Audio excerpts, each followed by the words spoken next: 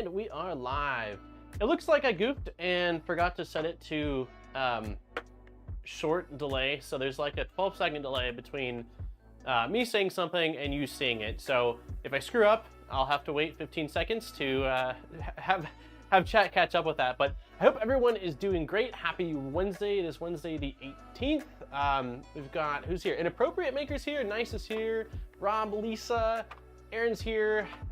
Alien's here. Non-fam. DJ Natty's in the house. Red 5 is listening in. I hope everyone's doing great. We are taking a break from the Mercury 1.1. Well, technically the Mercury 1.1 is done other than calibration, but there's still a lot of additional things that need to happen to it, primarily the Hydra mod and converting it to a Manta M8P. Awesome news. Major shout out to Pi, if I can find these things. Where did I put them? Yes.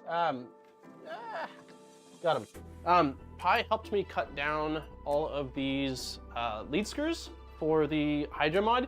I think they were 40 millimeters too long, roughly.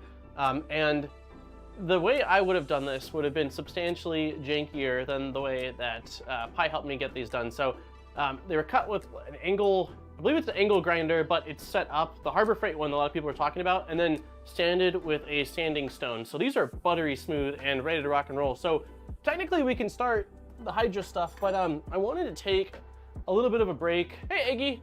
Hey, Scott. Ted's here. I wanted to take a little bit of a...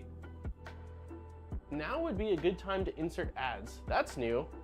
That's interesting. YouTube, in my live streaming thing, there's a thing that says insert ads. I'm not going to do that to you guys. I've never seen that before. But anyway, I wanted to take a break from that, and we're going to be showing the SwitchWire some love. Anyone that has been watching the streams for a while knows I love the Voron SwitchWire. And when we moved from California to here in Idaho, it fell, and we watched the SKR Mini that was initially in here smoke live on stream. One of the drivers, basically from the toolhead whipping across the gantry, created a current, which then destroyed the, I think it was the X-axis driver, which was really interesting to see live on stream. So yeah, today we're going to be switching this printer from the Afterburner Toolhead to the StealthBurner Toolhead, which I'm really excited about. I love the Afterburner Toolhead. I think it's a really solid toolhead, but the cooling could definitely be better. And although this has primarily been an ABS machine, I'm hoping to change that. The X1 Carbon's been doing a lot of my ABS printing, and so I'd like to be able to throw other materials at this. Not that it can't already, but a little more effectively. On top of that, the StealthBurner has awesome LEDs, both a status LED and two LEDs to just sort of illuminate the print area, which I think is really cool. And also, there's something cool with this one. Anyone that has used the StealthBurner would notice that this is different. I have a very cool new camera coming in that's going to be mounting right here. I don't have a lot of info on it yet because it's not quite out yet, but as I get it in and have info, I will certainly share it. So for now, this will be blank, but I will be populating it with that camera, hopefully in just a few weeks' time. So yeah, that's what's going on. We're going to tear this apart today. My goal is to get this completely removed and do pretty much all of the assembly on, yes, nozzle cam. I am stupid excited. Like, I've seen some videos on them before and always thought, man, that's wicked cool, but this solution seems really awesome just for cool factor and for video, just to show off some of the filament and get a different perspective of 3D printing. Yes, Panzer, that's the one. It's probably not, it's not private, but yeah, it's 3DO has been working on a camera, and I don't believe I don't believe that it is purchasable yet, but it seems like it's getting very close. The GitHub is public, so it's not a secretive thing. I just didn't want to say too much about it until there's a product page that can link everyone to. Is something up with this camera? It seems like the quality is a bit lower. It shouldn't be. This is a really fancy camera, so I don't think so. It's on autofocus or manual focus, so it's possible that it is a little bit out of focus. Maybe that's a little better. Also, the lighting is on the other side, of it. So it's a strange looking Mercury one. So yeah, game plan for today is that we are going to tear apart the afterburner, do as much as I can on the StealthBurner, and then I'll probably do the crimping off stream, especially for the microfit. I got this in. Should probably turn on autofocus while I'm gonna be not working in one spot. So I got this in from Fabrico. It has 4 LEDs, which is nice. I think the rule of thumb whenever doing something is to get the amount you need plus 1, because something will go wrong. Hey, what's up, Luke? So yeah, we've got the LEDs here. I'm also going to be installing this little breakout board. The only thing I don't know is currently this is using the LDO breakout board that came with the LDO kit, and I'm not entirely sure whether the pinout is going to match. So that is something, before I actually turn things on, I need to confirm so I don't fry anything. So that's something I'll probably do. We'll see. Let's just see how much progress we can make on this. But yeah, first things first, let's go ahead and tear apart the afterburner, because I'm going to be reusing the Bondtech gears that are inside of this. So hey, what's up, Sebastian? Hey, Nick. We will be doing our usual Polymaker giveaway that will start in 1 hour and 24 minutes. So as far as orientation, I think we'll start somewhere here. First thing I want to do is about the right size.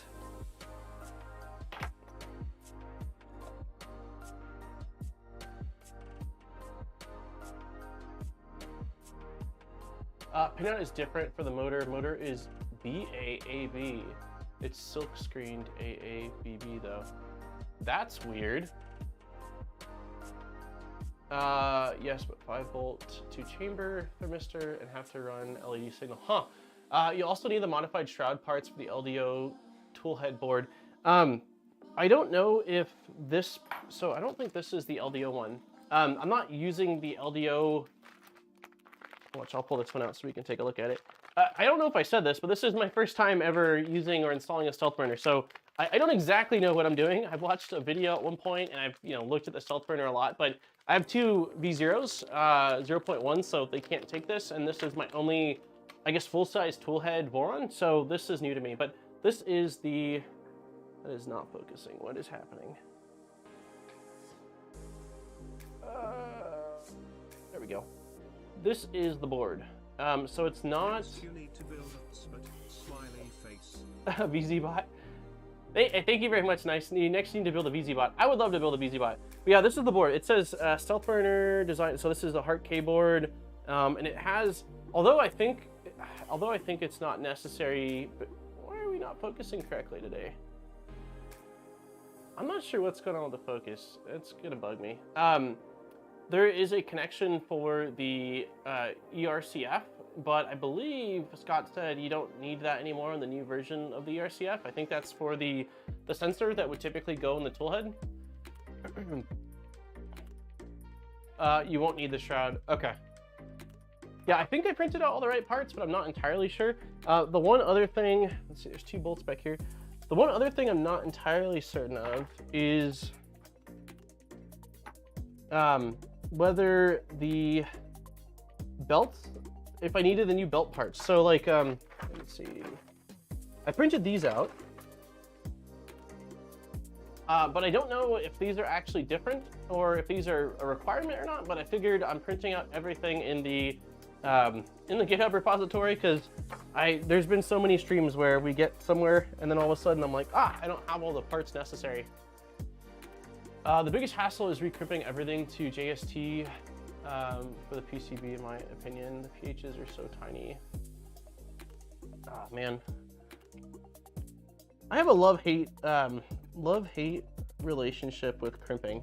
Sometimes I enjoy it. It looks like, are these not microfit? Oh, where are they? Isn't this plug? God, you guys can't see that. 1 second.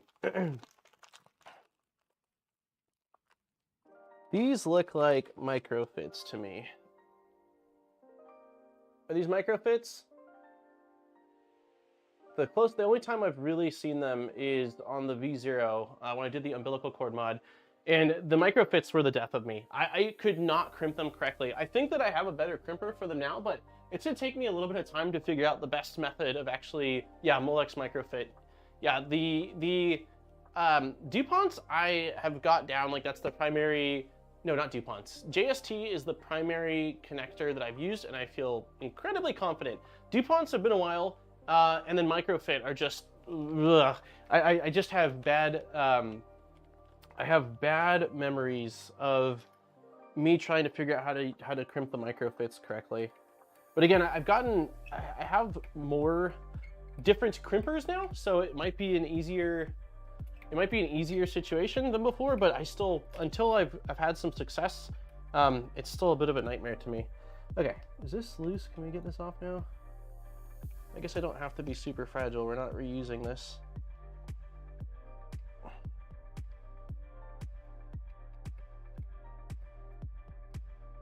Screw is just spinning in place.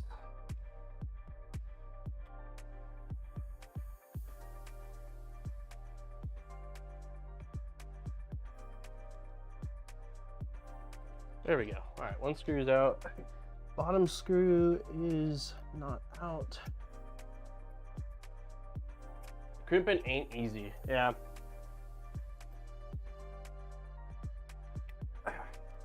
I love when, you know, the crimping's done and you can just sort of relax and enjoy the clean wires. Okay, so there's a spacer. Okay, so PCB is out. Let me zoom in a little bit on this. There we go. Okay, so I think we'll start off by unplugging the connector. This is really loose. I think it's held in place by that screw I just took out. Are you using the original AB PCB or the Heart K? Okay, you're talking to... Wow, this cable's stuck. There we go. That was fun.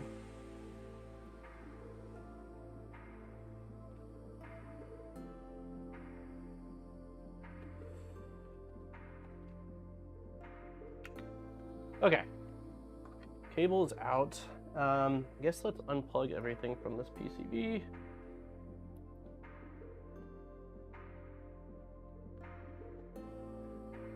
The thing is too, I'm not doing it now, but I would love to add CAN to this printer and just remove the need to have all these wires going through.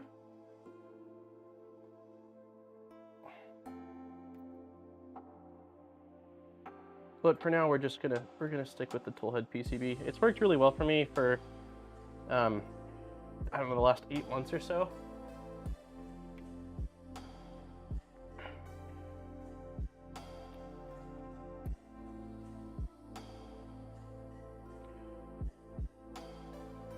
Okay, and then we need two little screws. So I think the lighting is gonna be much better if I move you guys like this, and I work on it from a different angle. That way, let's see if I can do this.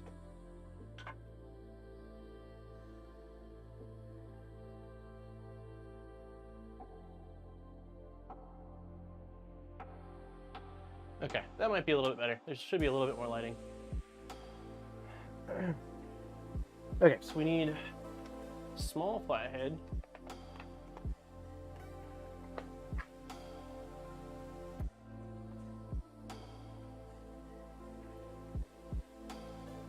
I like canvas toolhead. Setting it up was complicated, but now it just works. Yeah, I don't think G-Funny's here right now, but G-Funny's been preaching CAN bus to me forever. And I've been like, yeah, I'm gonna do it, and then I just haven't. But no, the time is now. This is the year. This is the year. The only needing 4 wires to go from the toolhead to the CAN board sounds awesome. And then also just having the driver, having the stepper motor driver in the board, or like the ADXL just built into the toolhead board, also sounds wicked cool. So we're going to be doing it. I actually I can say it. I've got some can stuff coming that we'll be using, so I'm looking forward to diving into that. Okay, so old PCB is out. I'm curious to see how does it look compared to. Okay, so old one has 1, 2, 3, 4, 5, 6, 7 inputs. New one has 1, 2, 3, 4, 5, 6, 7, 8 inputs. 9 inputs. Yeah, there's, which makes sense. We've got more going on with the LEDs. I can't believe it. All right. God, I don't remember how to take this thing off. I guess we'll start with the. Start with the front. Seems like a good starting point. I'm gonna keep the same Hotend. It's rocking the Dragonfly. Yeah, it's rocking the Dragonfly Hotend, and it has a Basel nozzle on it that I've been playing around with, which hasn't performed that well with the Clockwork one. I tried it on a different printer. It's actually next week's video, so you'll see it. But yeah, it didn't perform very well with the Clockwork one. When I tried it on the Micro Swiss NG extruder, I got substantially better results. And so I am curious and excited to see how it performs with the Clockwork 2. I've heard that the results are supposed to be much better.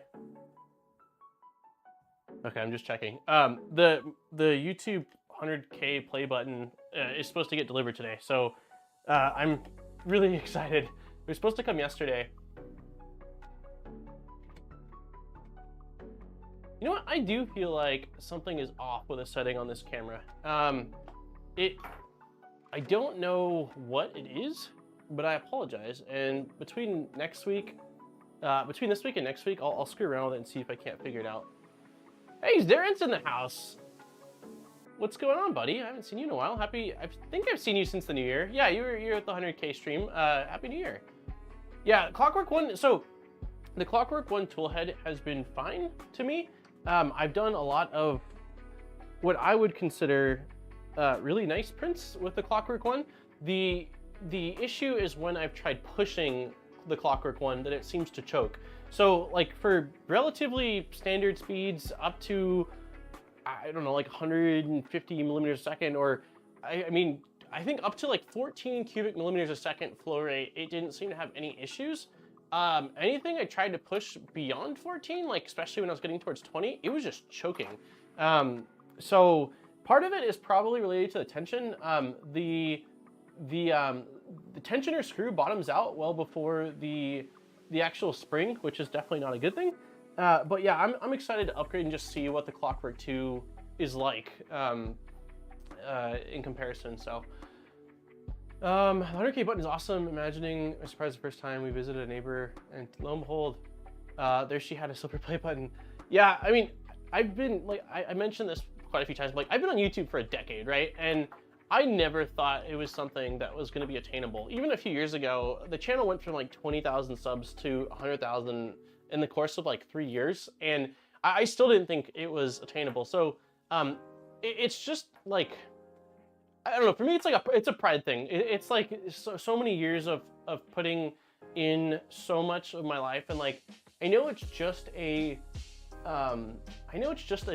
thing, but like, it's pretty symbolic to me from like, it's hard to explain. I don't know how to explain it. It sounds, I don't know. It sounds better in my head, I think. Happy New Year. Just heard that my wrist needs, oh my God, dude, I'm sorry to hear that. We're doing pretty good. Erin is leaving. She's heading to California this next week for a baby shower. So I will be here alone with the dogs. I'm on dog duty, so we'll see how that goes. But yeah, she's doing pretty good. You know, we're in the third trimester now, and I think she's probably pretty over being pregnant and needing help for all the things that she normally wouldn't need help with. But you know, all things considered, things are going well. Yeah, chat on screen's still broken. I tried fixing it nice, and I don't understand why it's not working. if you came to the stream earlier on, you would have seen some like random gibberish.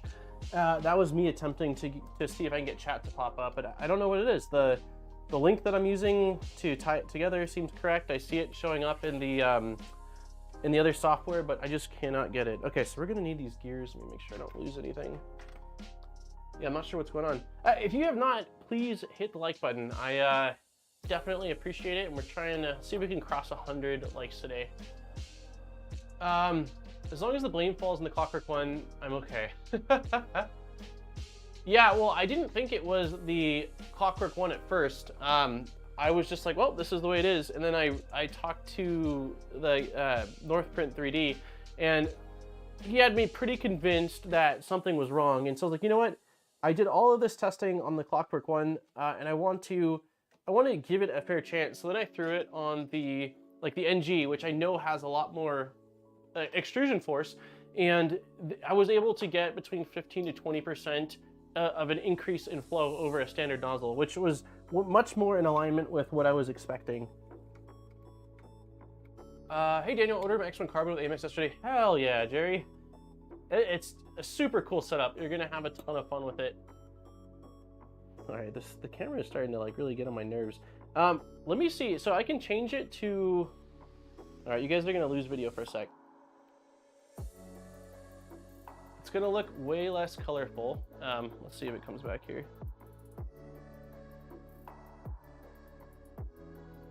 Bear with me.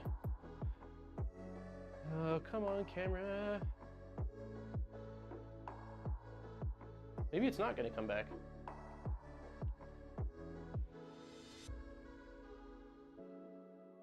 All right, let's see if we can go back to what we were at. Let me see if I hit refresh. I think, yeah, okay, it came back. Yeah, something's definitely off with the output. I am seeing it now, and I'm super sorry about that. I just don't think there's much I can do right now. Let's go to manual focus, and it's a real bummer.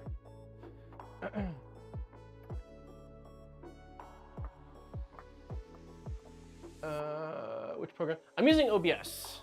Oh, you mean, yeah, so OBS and then Stream Elements is what I'm using for grabbing the chat.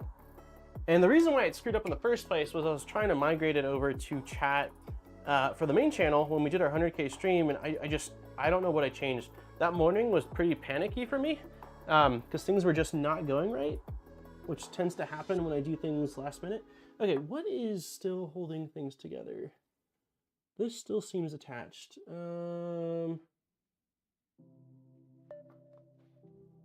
What am I missing? Is this screw still? Okay, you're loose. At least you feel like you're loose.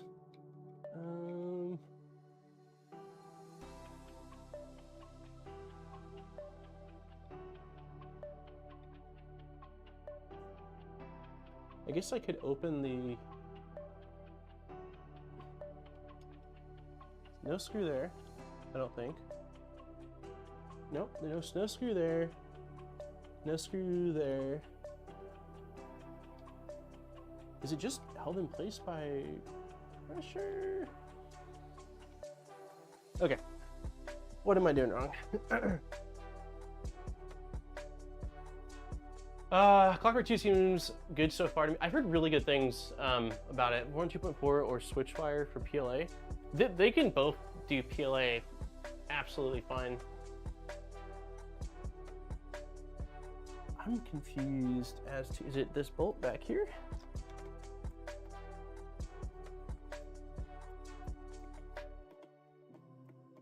It's been a very long time since I put this toolhead together, and I don't remember.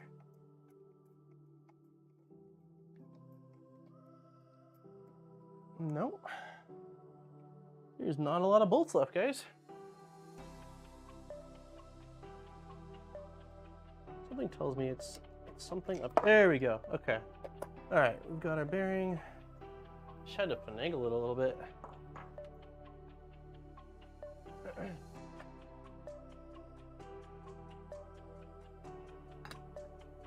Okay, so I've got all the, I want to make sure I don't lose, because we're reusing the gears. So this looks like I got the bearings out. I think I'm good on that. I'll keep everything on the desk until I know for certain.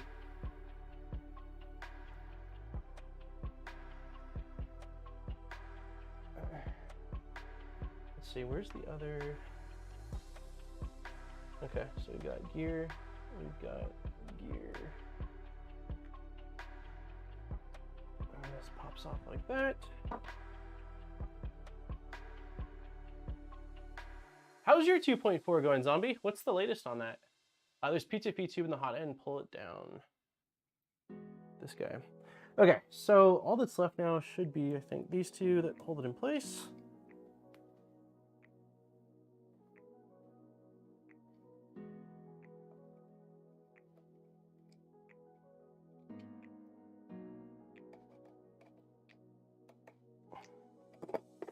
Cool. And then I have the clicky probe set up here. So I'm curious to see.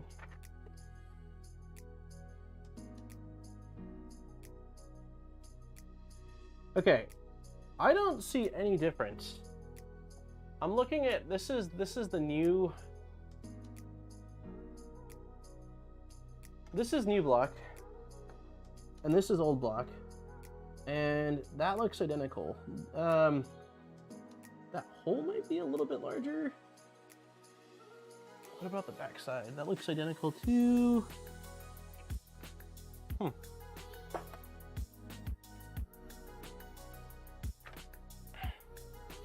this is the other side. Okay, the only thing I can see being different is one bolt right here. The hole looks larger. Yeah, there's a difference. Damn, it's just like one hole. Yeah, yep. I see it now too. I was hoping that I could avoid it, but it's unavoidable. So, all right, let's take the hot end out of here.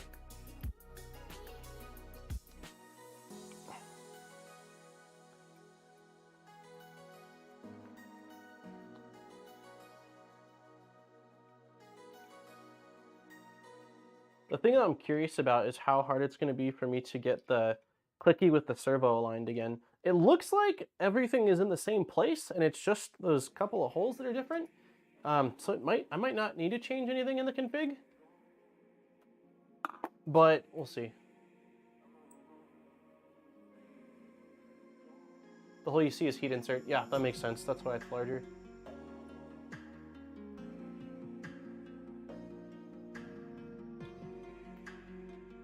Okay, backside. These are already loose.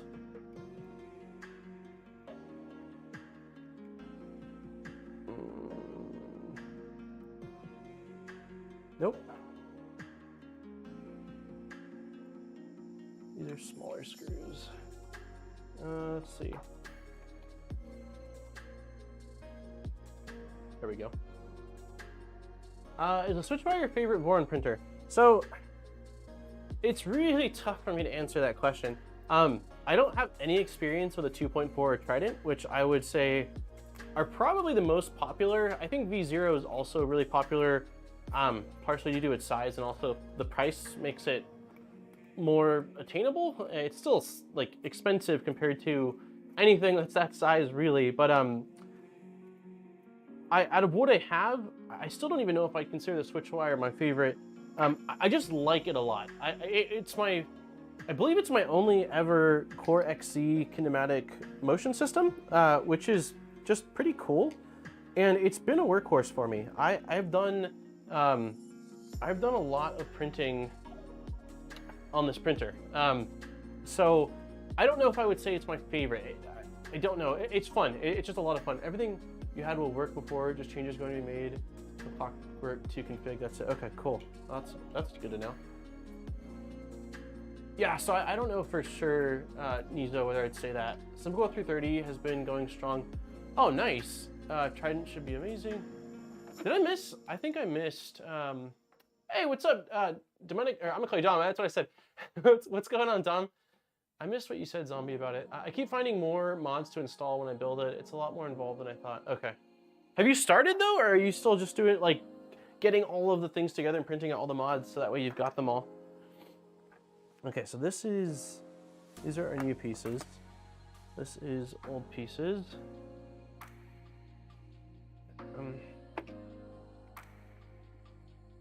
Cut these zip ties.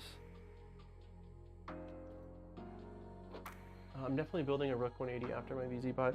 I watched a video on the, it probably was, yeah, I think it is the Rook 180, the newer one. It looked pretty cool. It looked pretty cool.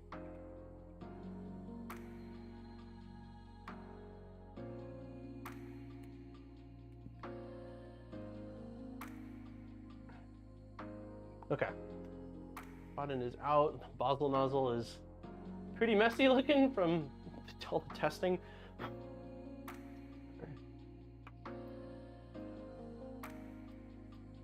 Keep our screws. Okay, so next we're going to remove the X-carriage. Maybe I'll start building the toolhead first. No, let's screw it. Let's get everything off first. This is 2, 3.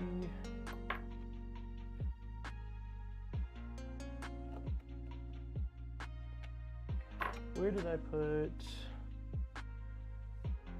There it is.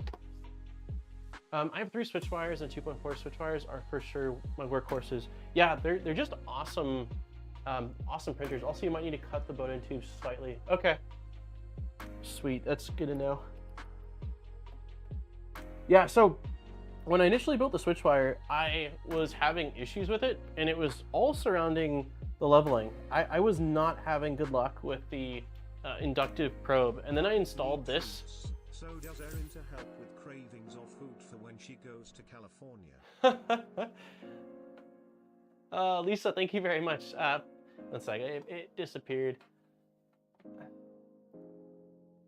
Lisa, with the $25, puppies need treats, so does Erin to help with cravings or food when she goes to California.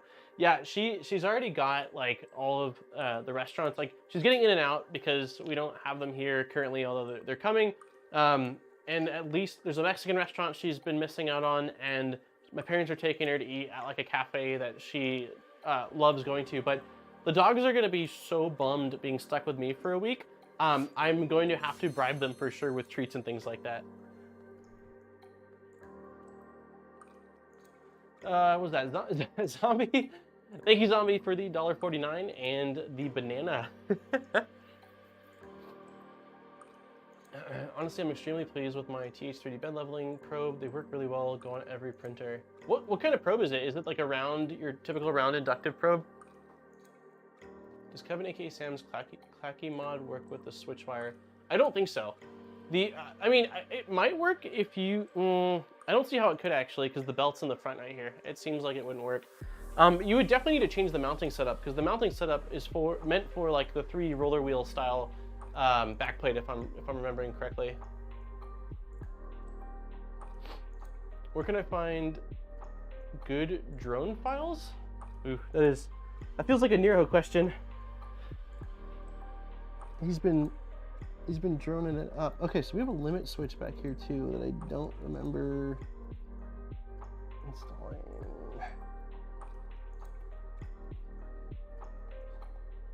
But yeah, I had a ton of issues early on, all related to leveling.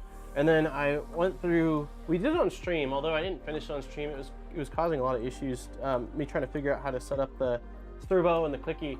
But once I got that set up, this thing has just been amazing since. TH3 is a round capacitive probe, works on any surface. Huh.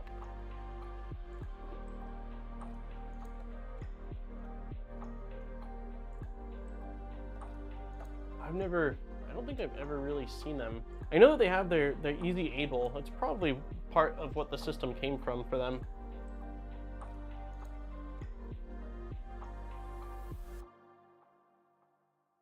Okay, that was a longer screw than I thought. Turns out Polymax PLA is perfect for performance drones. Dr. Pepper. she had a Dr. Pepper on the sink last night, and it got me excited. I was like, you know what? I'm gonna have a sip of it, and I went to grab it, and it was like nothing left. I was pretty bummed out. Okay, so I don't remember. So tensioning for the belts looks like it's the center screw.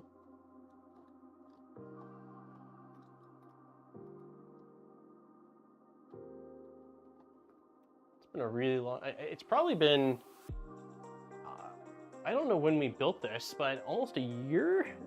That might be a little bit of an exaggeration, but it's been a long time since I've played with this. The only thing we've done was we had to swap out the board from when it got damaged, but other than that, I haven't really touched this thing. I did notice though that one of the bed wires is completely exposed inside of this cable chain, so that's something that I've had my eye on for a bit, knowing that I needed to fix it, and now that we're doing some surgery on the SwitchWire, I'm going to be replacing that as well. Is backplate different or the same? Let's see, I printed that out as well. It looks the exact same. It looks identical. I don't see any difference between these two.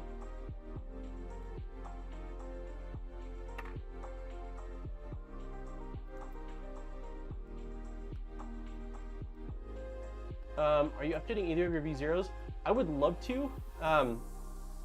Is a video of the Kevin aka Sam Clack Ender probe in the pipeline? Yeah, it absolutely is. It 100% is. I actually... Where in the heck? One second. These are so unorganized. I made a post on Twitter before this that after this, I'm running to Harbor Freight and getting like 10 screw organizers. I need to start organizing things better. It's just gotten so out of hand that I have things, I'm using them for a project, and then all of a sudden I can't find them. And it's all my fault. I let it get this bad, but it's like drawing a line here. Oh, I remember I put them here.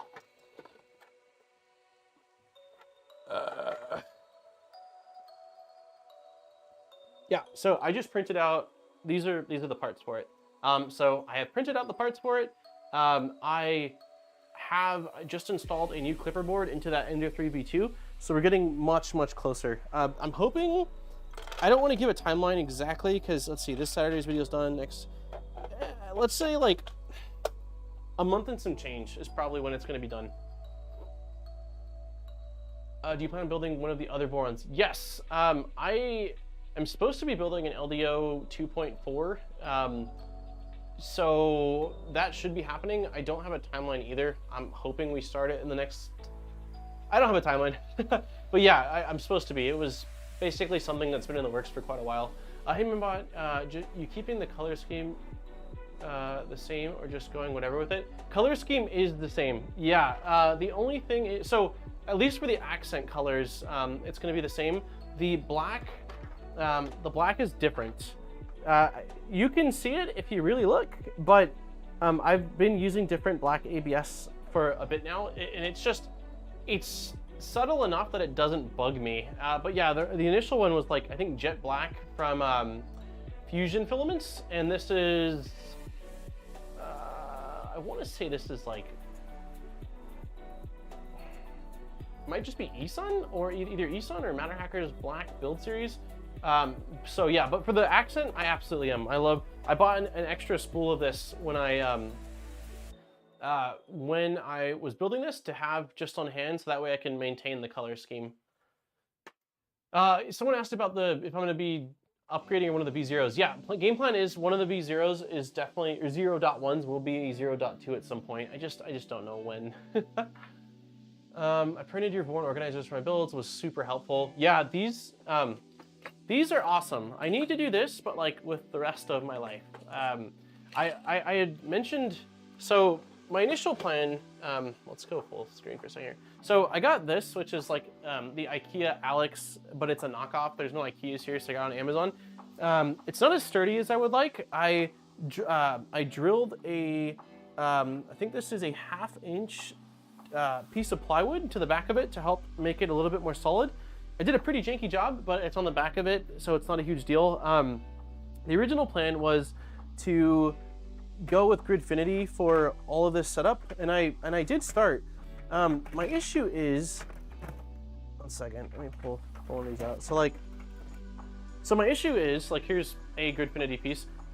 It's very time consuming for me to model custom, like this style, which has the 4 corner magnets. And since I started with it, I wanted to stick with it. And I mean, it was taking me a long time even just to get the base part of this right, and then doing all of the other parts. So I'm going with just the standard Harbor Freight organizers. That way, like, a lot of the things I want to organize don't need real specific stuff. I just need bins with some kind of a label on them. So, and I've noticed that the way I work is there's a lot of things that I would like to do, but if they're too complicated or too tedious, I have a hard time, like the Gridfinity stuff, it's more complicated to do the custom ones than I would like, and it's going to take me substantially longer. So I would rather do something that's easier to get done, to get everything together, and then that could be more of like a long-term goal to make things that are real specific. But a lot of this stuff's just like, hey, I need a slot for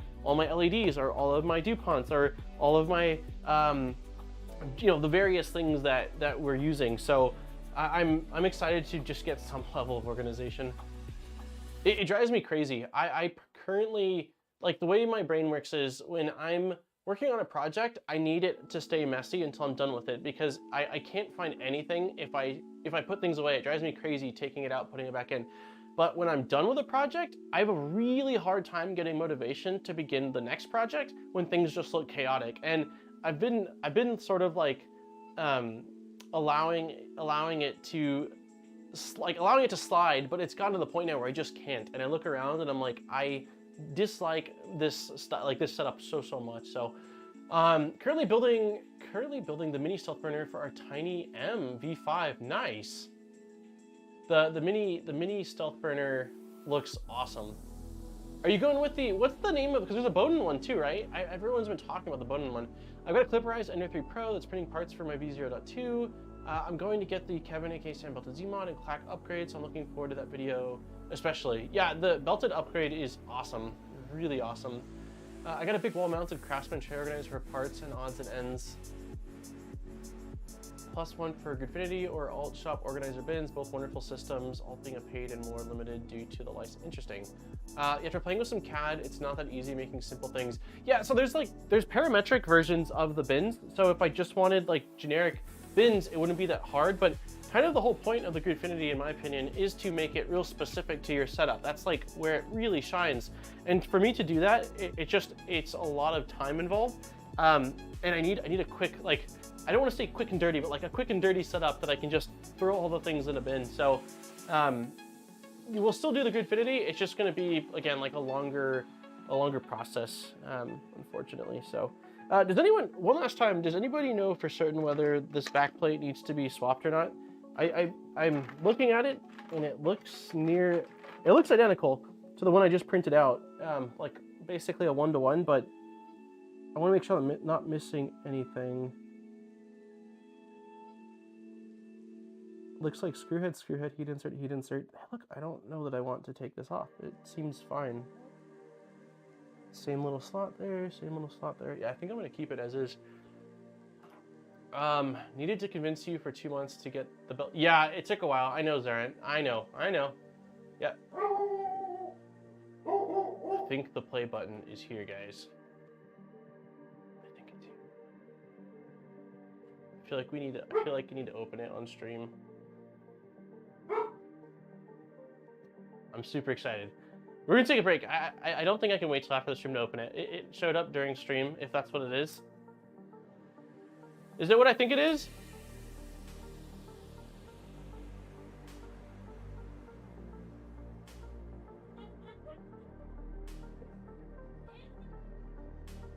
Hold on.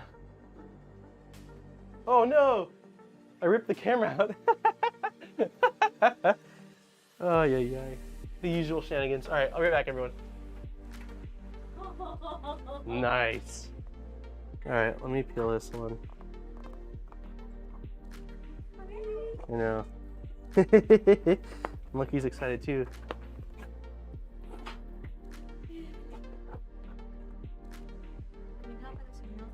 I'm just trying to peel off this. I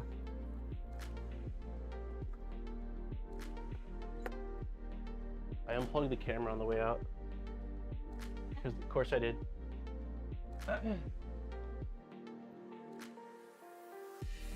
It's tough, huh? Okay, all right, cool. Thank you. Are you gonna be here or no? All right. All right, everybody. It arrived. It arrived. I had when it hit 100K, I submitted for it and had issues. It said that I wasn't eligible, which really confused me. And then I got someone from support that I thought was gonna help me, and they were like, they basically told me to try again in a couple of weeks. So I'm happy that it finally showed up. Okay, I think I've got all of our addresses off of it. There was another sticker, but I'm super excited. It's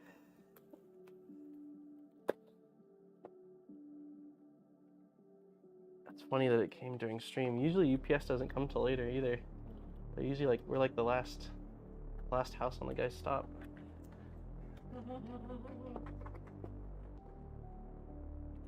All right, so we've got foam, and we've got the letter. I'm not gonna read the entire letter, but it just says, it says, some 100,000 subscribers, just how far have you come? If each of your subscribers were light year, they could take you from one side of the Milky Way to another. That's far. Okay, I'm gonna read it. And it's why today we're so excited to celebrate your special YouTube journey with you. Not only have you brought a unique voice and style to the world, you've also created valuable connections and built a community along the way. In the spirit, YouTube is proud to present with you the Silver Creator Award, which celebrates your hard work and incredible achievements. Congratulations on this milestone, just one of the many ways that we hope will follow in the future. After all these countless others out there who have yet to discover your passion and dedication, we can't wait to see what you do next, and we'll be with you every step of the way.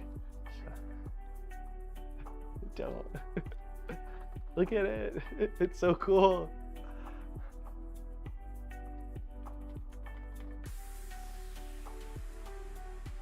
You okay? All right. I love you. Thank you, babe.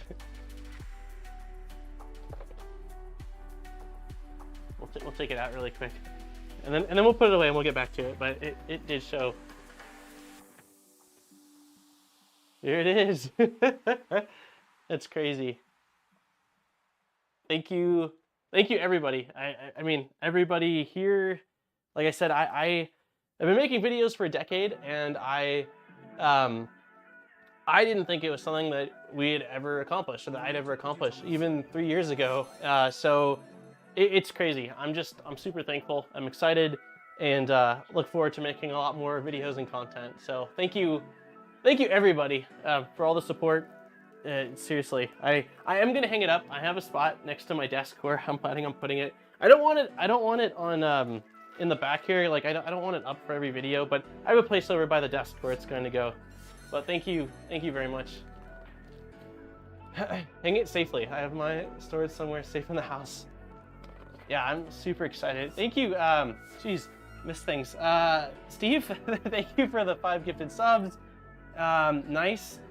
Thank you for the 533, and Zombie, thank you for the $1.49. You guys are awesome. Again, I super appreciate it, and just it's very surreal.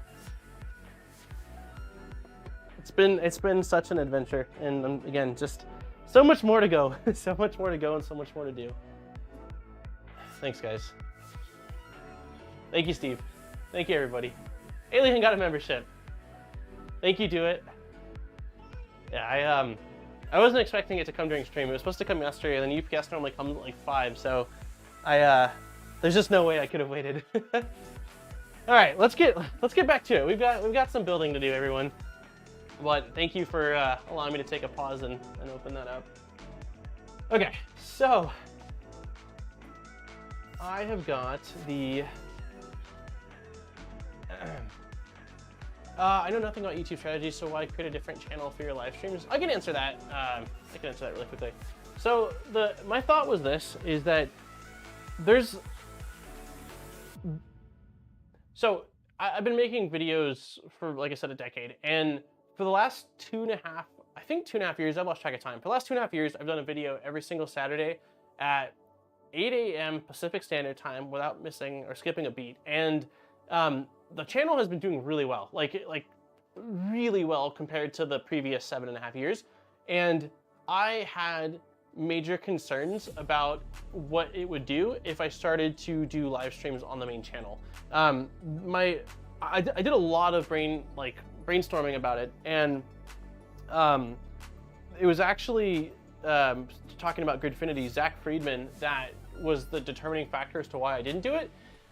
He did that and was having a really negative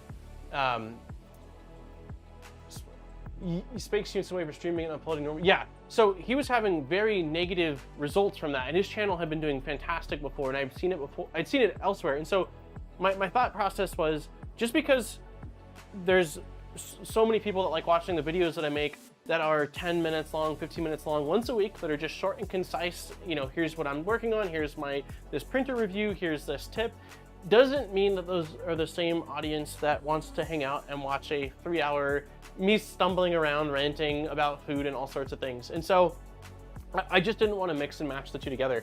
And I figured to create a separate channel, that way those that do want that, and creating a separate channel was not easy. It was basically like starting almost over in a way.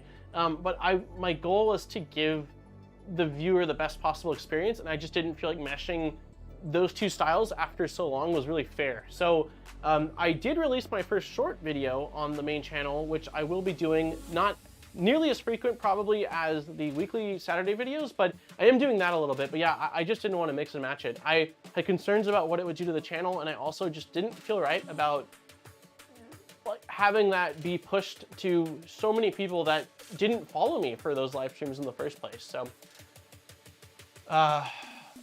yeah. We also do that sometime in 2017 or so, and our main channel got hit badly by the algorithm. Yeah, I had talked to, I actually had talked to Nero quite a bit about it because he's successfully done it.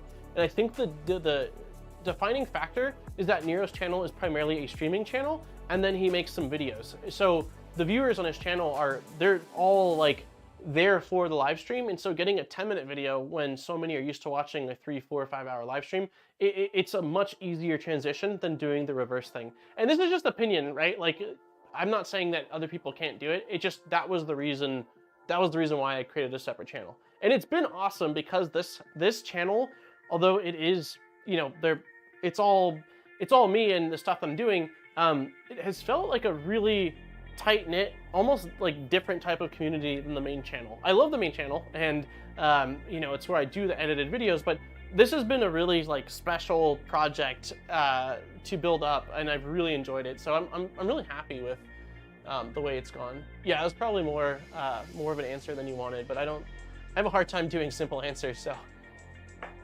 yeah. I think you'd be fine, Steve, if you added videos, again, because your viewership is so used to watching long videos that I don't see them being upset by short snippets of you. I've been telling you for a while that I'm looking forward to seeing your videos, so you just got to get them out there. Aaron, thank you very much for becoming a member. Okay, let's do some building. All right, I've sidetracked enough, I think, for today. So let's start from the very beginning, and we're starting with the clockwork. So we've got everything printed out. Yes, yes, yes. Nice, thank you for the €2. Sometimes YouTube algorithm can be really weird. Yes, I agree completely. I have never, like, when I got into YouTube, none of that was ever a thought to me because there was no, YouTube was just something I was doing for fun, and it was for me to have a creative outlet, and I didn't really care. Like, obviously, wanting a video to do good is always part of it, like, right? Like, you make videos for the people to watch, so when it doesn't get shared, it's a real bummer. But as things have grown, and I've seen after so many years of making videos, this growth, it's hard to want to throw things in there that can hurt that when you've seen it hurt other channels before. So, Dan, I'm feeling I'm very bad at explaining stuff so that most of the people understand it correctly. Yeah, I think I do a good job of taking, like my channel, man, I'm ranting a little bit more. I don't know how to not do this, but my channel has always been about taking things that seem complicated and trying to make them so that more people can understand them. That's really what the channel's been. It's, here's this thing, it seems unattainable, it's really not, it's just not worded well, the documentation's not that great, and making it so it's more concise, bite-sized, less complicated words for no reason. So I think I do a great job of explaining, but a big part of the reason why I like the edited format for that is because I'm able to be like, you ranted here about stuff that wasn't necessarily necessary to get the point across. So when it's live, it's just unfiltered me, which is awesome, but also a lot more, instead of like, I'm here, here's destination, it's I'm here, here's destination, and it's this. So, don't worry, one chat GPT will run YouTube, yeah. I appreciate your content, Steve. You two are very concise on explaining things. Thank you, Aaron. I try. I really try. Hedgehog makes needs to make more videos. Yeah. Steve could make a fortune about just having a second channel with only releasing Charlie videos. I'm sleeping. Yeah, I love me some Charlie. Okay, let's get the ball rolling. We're gonna be doing all of these things except for the ADXL mount. Dash. DIY Dash. Thank you very much. I think is that pounds? It looks like pounds. I don't think it's yours. Thank you very much for the 10 pounds. Just wanted to show some appreciation and thank you for all of your efforts. Keep it coming. Thank you very much. I really appreciate it. And yeah, I've got a ton of stuff planned, an insane amount of stuff planned, probably more than I can get done. But yeah, I'm just thankful you guys are here for the ride, and hopefully you keep enjoying the stuff that I'm putting out, and it's helpful. So, and Hedgehog makes with the banana. Thank you very much for the $1.49. I appreciate you. Yeah, I know. I'm so bad with distractions. I don't know how anyone does it. I don't know how Nero does it. I mean, if I didn't respond to as much chat as possible, I can get less distracted, but that's why we're here. So I feel like I can't not. Okay, so let's do some heat inserts first. I think we're done with the SwitchWire for right now. So let me put it, okay, without tripping on any cables or unplugging things like I did earlier, let's move this out of the way so we've got some space. Beautiful. Okay. Ta-da! We've got some space. I know, very much so squirrel. Very much so squirrel. Asking GPT. Some people don't have ADHD. Yeah, I don't know what it's like to be able to just like focus on things and be mellow. It's just not, my brain has never been that way. And it's such a blessing and such a curse at the same time, because I love how excited I get about all the things. But man, like not having really like good control over when I can focus is not ideal. Not ideal. But when I do focus, it's like, it's awesome because I'm able to get so much done. Okay, that'll probably work. Again, I don't know what's going on with the, oh, we're on manual focus. I don't know what's going on with the image today. I'm sorry. Hopefully it'll fare. It's not worse than what we started with, so. I appreciate that all good streamers, I appreciate all the good streamers, video makers. This is the best community in my humble opinion. Yeah, I'm super thankful for this community. Everyone's been super supportive and really inspiring. There's a lot of just awesome, talented people, and just not even just 3D printing, but the making community. Okay, so we got brass inserts. We need that. My only issue is that I ordered the wrong brass inserts at one point, and some of these are the outer diameter. The inner diameter is fine. It's an M3 insert, but the outer is not correct, and it caused some serious problems in my first build. So let's do a quick, this looks like a big, yeah, so this is 5.62, and this is 5.04. So we want the 5.04. I think I can almost visually see them, but we'll verify. Yep, this one's fine. That looks fine. That's a huge insert. Yeah, it was a big problem my first V0 build. I ended up having to reprint some parts out because I was not understanding how my tolerances could have been off that much, that the heat inserts were causing, it was basically blowing out the, hey Dan, thanks for renewing your membership. Happy 5 months and good evening. I couldn't understand what was off with my tolerances as to why the heat inserts were blowing out like all of the holes that I was inserting them into. And then I discovered that, they're very different size than what they're supposed to be. Okay, this is probably enough to get us started. Let's grab, got my heat insert specific soldering iron. Place this right here. I get all my inserts from Rico, so I know I never have the wrong, yeah. I wish I had done the same. I'm pretty sure that my first batch of inserts came from Amazon. And yeah, I probably should just throw them out, honestly. I mean, I think that they're kind of an odd size, and I don't know that I'll ever use them. All they do is cause me struggle. Get power, yeah, we are. Okay, so we need, it looks like from the front side, an insert is going into here, and an insert is going into here. So let's pop these on. And I think these are just going right below the surface, so we don't need to push them further in.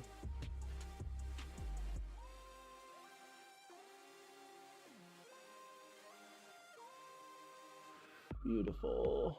That looks pretty good. Maybe a hair more. Yeah, it's fine. Yeah, I need to toss them. I need to toss them. Hey, what's going on, BA? Thanks for checking out the stream. I use DFH black nickel inserts. That's pretty cool. Having them black, especially for black parts, to have them sort of blend in is pretty cool. There are many types of inserts with small variations in the holes needed to fit them. Gotcha. I feel like these ones that are basically right at 5mm outer diameter are the most common, at least in the 3D printing world.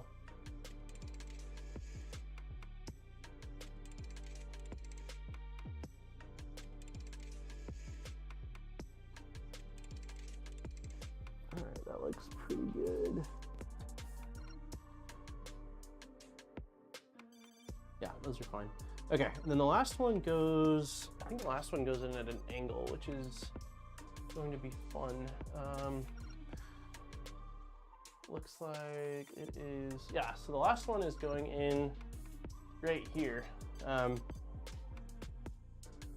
not mistaken. Yeah, no, that's definitely right, okay.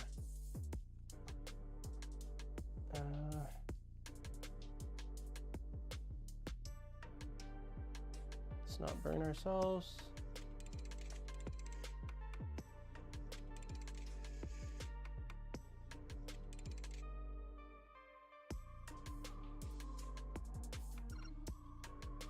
Feel like it needs to go in a hair a bit more. Okay, that seems pretty good. I keep the inserts separated by type so I can use those odd ones in some other projects.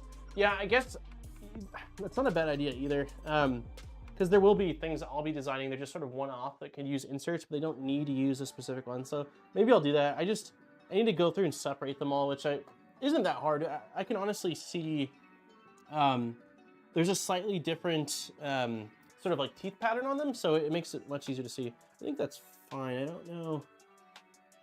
I'm gonna go one hair a bit more on this side.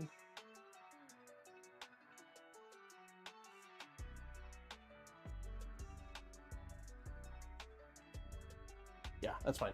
I'm assuming this is where the tension, it looks like it'd be where the tensioner is going to be for the extruder, so I just want to make sure it's nice and snug. Jubilee and tool changers based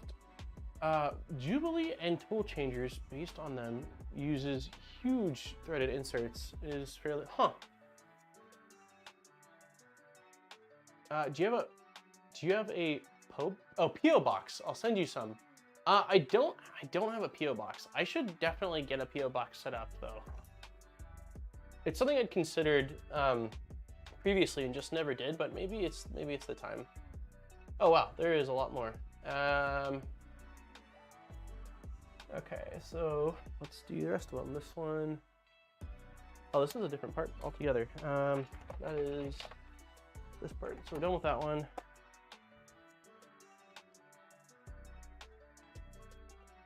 Okay. So we need one to go in right here.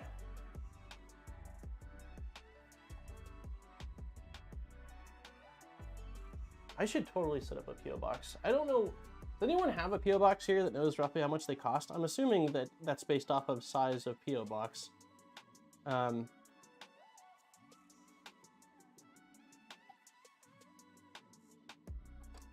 hopefully I put that one in the right spot. Looks like it. And then this one goes right here.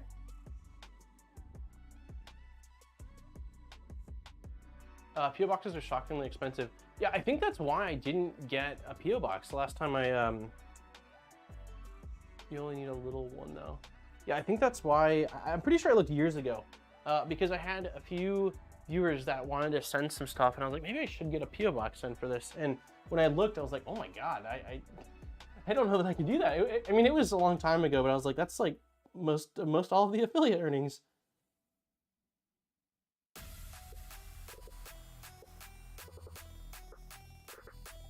Or not affiliate earnings, I think AdSense is what I mean. Okay, that looks right. So we've got two there. It looks like we need one more on the side here. PO boxes are free here. Wow. Mid-sized box is $100 for 6 months in Indiana. That's not terrible then for 6 months. PO boxes around here like $4 a month. Okay, well maybe I need to look. If it's something like that, like if it's under 10 bucks a month, I don't think I would mind doing it. I must have, I mean, back then I was living in California and I feel like everything's more expensive in California. And it was also, you know, some years ago, and maybe I was looking at a bigger one for packages or something like that.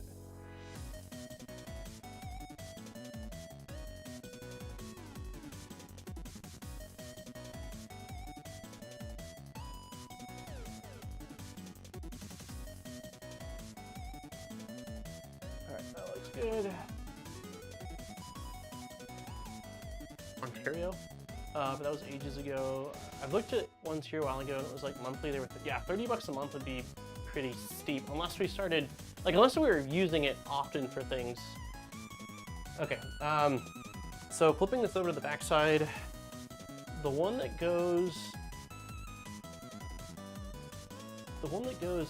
here, I believe it's this. Yes, needs to go below the surface. So we will push this one in a little bit further. Bumming me out,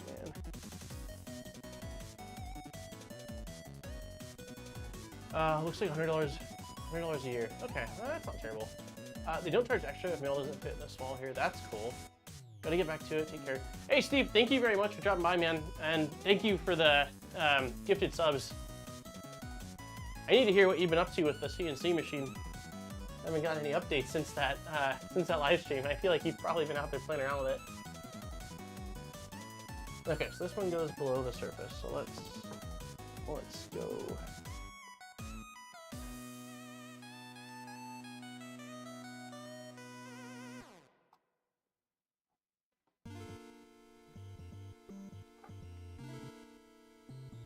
Okay, I think that's as far as I'm going.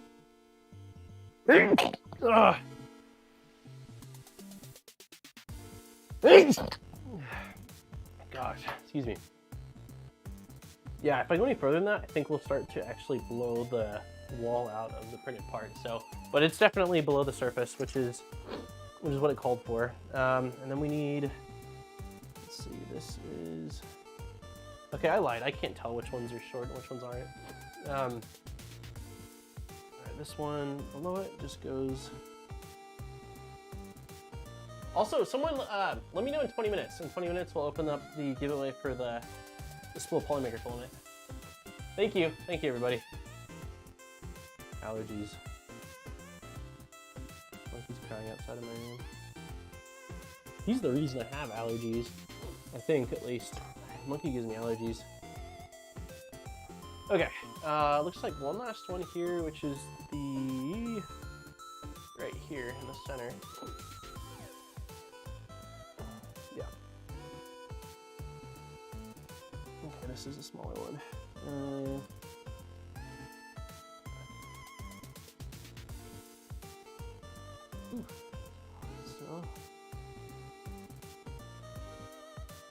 Okay, should be good. I think that's all of the ones. So we've got 3 on the back, with the top one being below the surface. We got 1 on the side, and then 2 on the other side. That looks like. Oh wait, no, I lied. I goofed. The top inserts, the top heat inserts need to sit below the surface of the printed part. Okay, so that one and that one, the bottom surface needs to sit below the surface of the printed part as well. Mind the cutout in the part and make sure to install it straight. Okay, I was wrong. So we need to do that for the bottom one as well. So not to burn myself. Yeah, it's below the surface too. Twitter account. Wait, what? Twitter account for description does not exist. Twitter account from description. Oh, yeah, I need to change that. I was hoping that when I changed my Twitter username, that it would just redirect.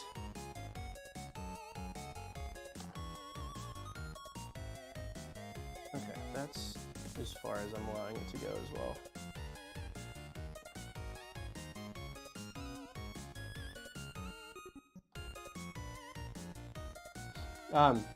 But that did not happen. It completely wiped the old URL.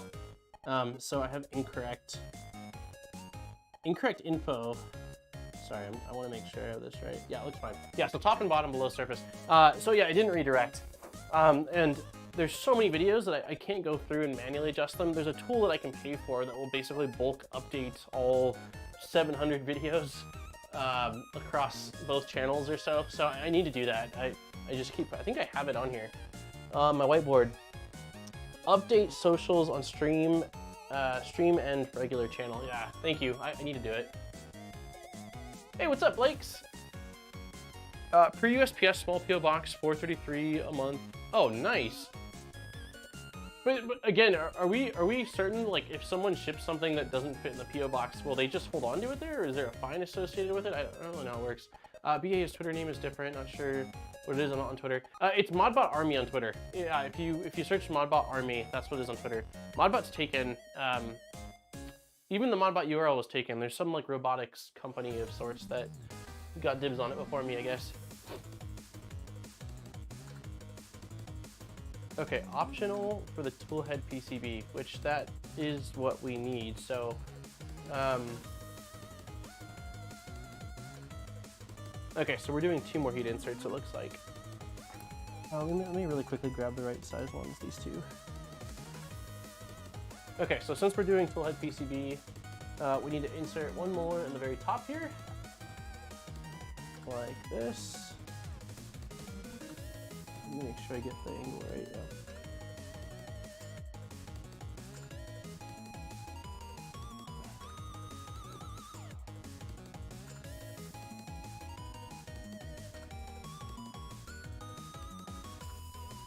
A little bit there. That looks perfect. Okay, so we got 1 there, and then 1 more on the other part. We've already put some inserts in. It looks like, ooh, that one will be fun. Let me see if I back off a little bit. So this one is right, it's like on the inside. These parts are dark, they are hard to show up. But it's I'm gonna have to be careful not to hit this wall with the soldering iron when I'm putting that in. They hold it and put a note in your box. Okay, cool. Well, that's good to know. Yeah, if it's small enough for a lockbox, we get a key to. Depends on who you get the PO box with. If it's USPS, they will accept anything through ships. They will not accept anything from the carrier. Okay. Need to build a StealthBurner for my newly built Trident, so this could be informative. Yeah, I'm sorry the image quality isn't that great of the stream. Something's going on with this camera, and I need to figure out. It's just not focusing real well.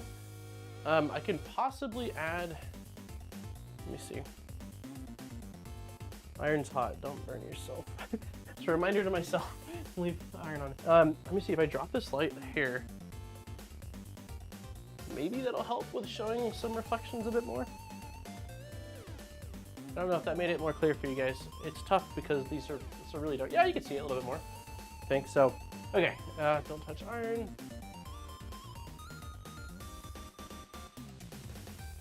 Heat insert.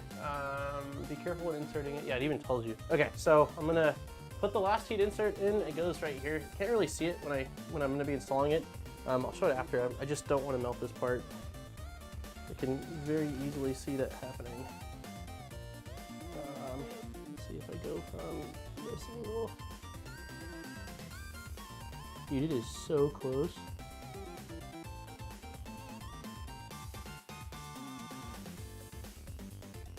I melted it.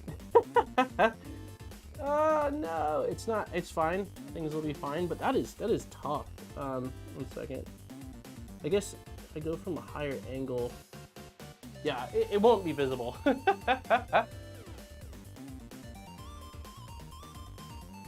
The dual part StealthBurner PCB is nice. Yeah, I don't have the dual smoking a little bit from the ABS they got on it. Yeah, you can see what it's singed it right there.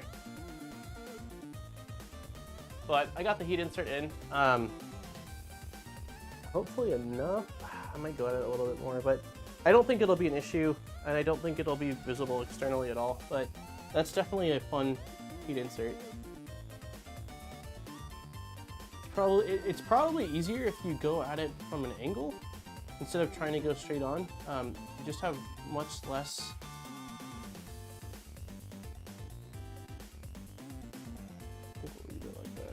Spin around it too much now. Yeah, we're fine. We'll leave it like that. But yeah, that's a fun heat insert. Now it's got scars. Scars build character. I agree. Also, no one will see it once this is all put together. There's no way it'll be visible, but it's definitely not a lot of wiggle room. Okay, so now we need. I printed out both of these because I don't remember. Dude, this iron is still smoking a little bit. I don't remember if the cable chain on this is 2 or 3 hole. It is 2 hole, it looks like. Just front and... Let's see. Okay, so there's 3 hole. And this is 2 hole. So yeah, it looks like the LDO kit uses... is it just me or is Modbot's volume very low today? Is it? I can bump it up. I haven't touched any settings, but if you can't hear me, let me know. Maybe I'm just talking quieter too. I don't know. Yeah. So there's 2 versions of the cable chain, generic, and I guess the LDO one uses because that's there's 2 hole on it. So that's what we're going with. And it looks like. The 3 holes usually found on generic cable chains. I guess chains have 2 mountings. So let's do those 2 really quick. And it looks like from the bottom. Volume is fine. It feels like the music is louder. I feel like I've lowered the music. I can lower it a hair. Let's see. Music's definitely a personal preference thing, because I've had some streams where it's like, crank up the music, and then other streams where it's, please stop with the music.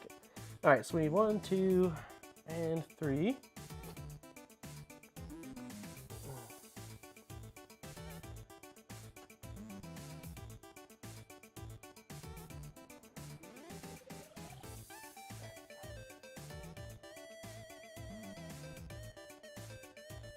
It's tough to find a angle where you guys can see what the heck I'm doing. There we go, that'll work.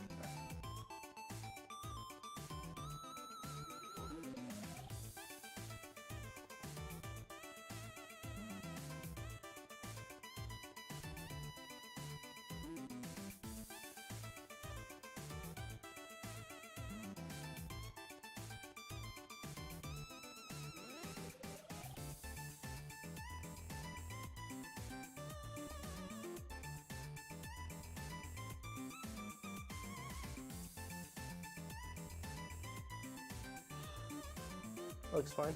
Okay, and then it says, V2, Trident, and Legacy use the same printed parts.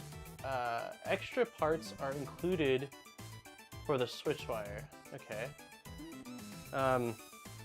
So it looks like we need to... I feel young. I feel young when I hear this kind of music, as it reminds me of old school Sega and Nintendo. Yeah, I love... Music is stressing you out. See, it's definitely a personal preference thing. I love the music. I love like retro video games, and so it makes me incredibly happy. Well, I agree. Some of the tracks on this like retro 8-bit style remind me of like going against a boss, and that can stress me out. Because video games back in the day were way less forgiving. There wasn't necessarily like different difficulty modes, it was just what it was, and a lot of them didn't have save points, so they were really unforgiving. Hey, what's up, Caitlin? Happy Wednesday. Okay, so we should have our cable chain done. Let's see. All the heat inserts.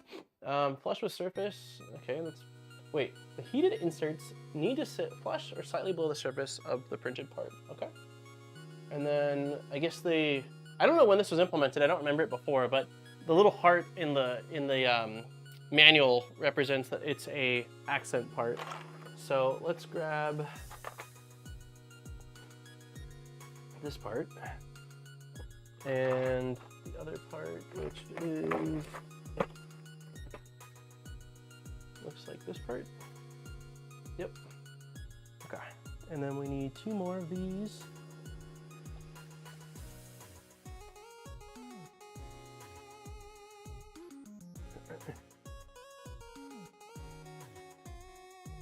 I love this screen so much. This is one of my favorite filaments of all time.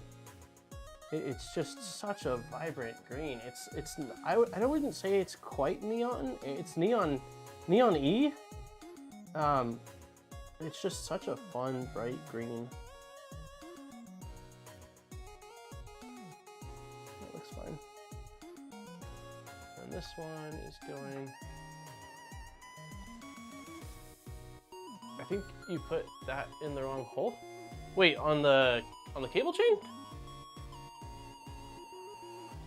Oh, I think I did too. Shit.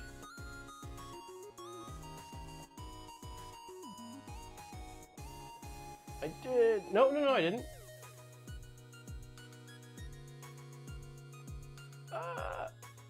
Nappin, which one do you think I did wrong? It looks like I did. I think the cable chain was what I was working on when you were saying that, and it looks right. There's 2 on the bottom, and then it's the bottom. I think I might have rotated the part around. This is not KVP green. So this is Fusion Rigid. I think it's Fusion Rigid green. Let's see, Fusion filaments. Fabrico actually has it too. So it would have been under their ABS, ABS 1.5, I believe. There it is. It's this rigid green. It is just so pretty. Really like it. Okay, you scared me, Nappin. I appreciate it because I'd rather know now than later on, but you definitely scared me. Looks like Polymaker lime green. It's definitely different. I have the lime green. Wow. Is this lime green? Polylight. This has got to be lime green. Yeah. So this is lime, and this is it's quite different. Lime green is much more yellow, and this is much more green. It's a really pretty color. I like the lime green too, but it's definitely a more yellowy. It looks like toxic waste green. Yeah, totally. Yeah, it definitely does. Looks similar to 3DO's rat rig. I have that right here. So here is the rat rig green, and here's this. So definitely closer. Definitely closer than the lime green Polymaker, but I'd still say more green in it.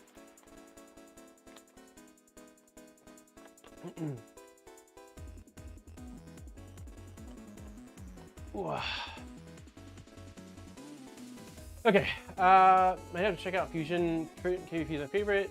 Yeah, I haven't used a ton of KVP, but I know that a lot of people love KVP, and I have seen beautiful KVP filament as well.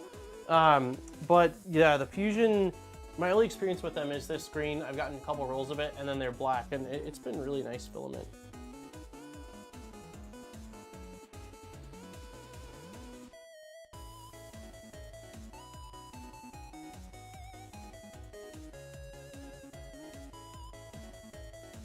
This one, it says specifically flush or right below surface. So we've got it just a hair below the surface. We'll do that.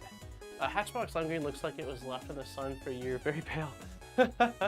Yeah, the lime green from Polymaker definitely doesn't look like that. It's a nice green. My printed forward parts came from the Fusion filament. Looks really good. What color scheme is your 2.4, Elena? I can't remember. Okay, let's see here. We have 102 viewers, nice. If you have not, please smack the like button. We're at 81 likes, and target is 100. If we hit 100, I'll be super stoked. Okay, all right, back to this. So we're done with that. We just did that. Tolerance, tolerances, extrusion multipliers, and U. The part has tight tolerances. If it doesn't fit together well, the printed parts are likely over extruded. Okay. Okay, sweet. I think we're done with heat inserts for now. Let's undo this and start putting this together. Black and orange. Okay, nice. Nice. Golden. Okay, where do I put the soldering iron where I won't hurt myself? Stepping over the Mercury 1. Oh.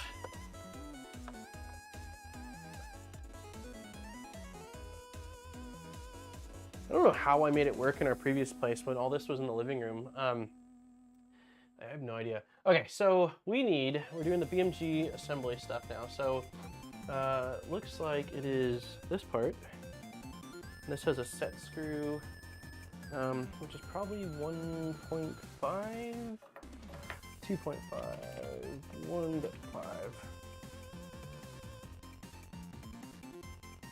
Yep. Okay, taking that off. Actually, I think this is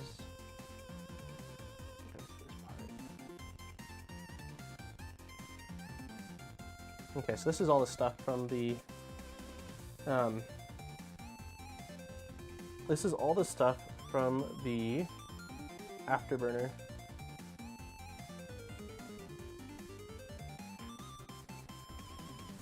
Take out all these parts. I'm building mine with an Orbiter 2.0. Your StealthBurner? I still have not used the Rapido. I've only heard good things about it. Like, I don't think I've heard anybody say a bad thing about the Rapido. I need to try one out at some point.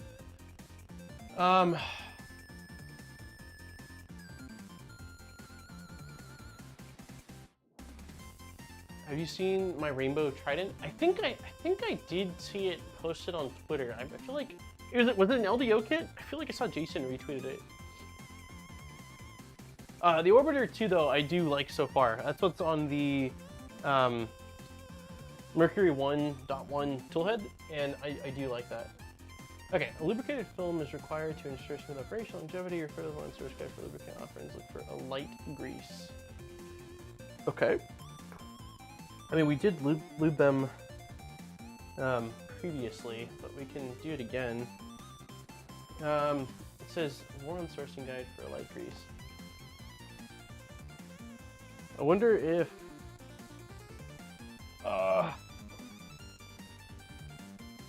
let's see, what do we have in here? We've got Super Lube multi-use synthetic oil, and then we've got our thick. Oh no, what happened? What happened to our... We had a syringe of some thicker grease in here. I don't know what the heck happened to it.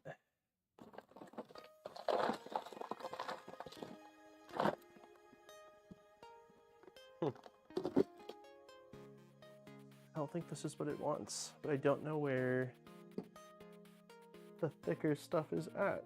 Maybe I moved it to the side. Nope. It's 2:30. Okay, let me get this going. I love the background music. Okay, cool. Golden Jaguar digs it. Yeah, let's go ahead. Let me go back on me really quick here. I'm gonna run to the garage. I imagine like the thicker grease that I use on the linear rails is probably what it's wanting. I just need to figure out what the heck happened to that syringe. I feel like I would have left it in here. Okay, included email. Okay, so URL, the form is being posted. No, we're just opening it right now, hon. You're good. You have half an hour to fill out the form. So it's in chat. I'm gonna pin it right now. And let me run to the garage and see if I can find maybe the bottle of the grease, and I'll just put a little bit on the rod before I put it in the bearing. If not, we'll just insert it as is. But since we have it open, we might as well try to use it. Hey, Delilah.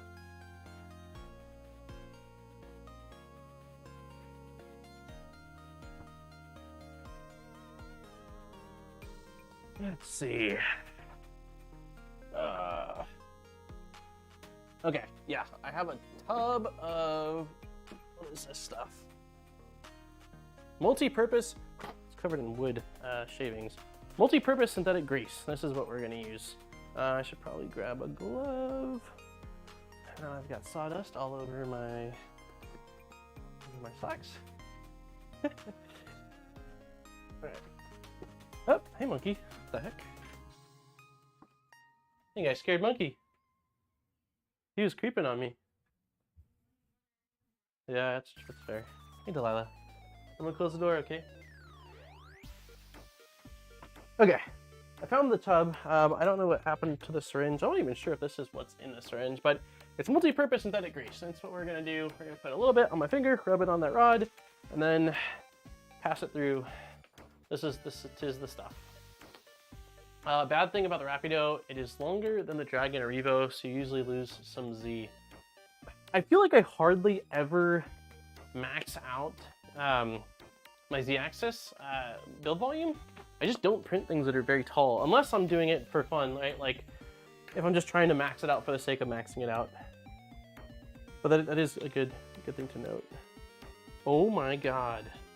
There was... Oh my god. A lot more came out than I was hoping for.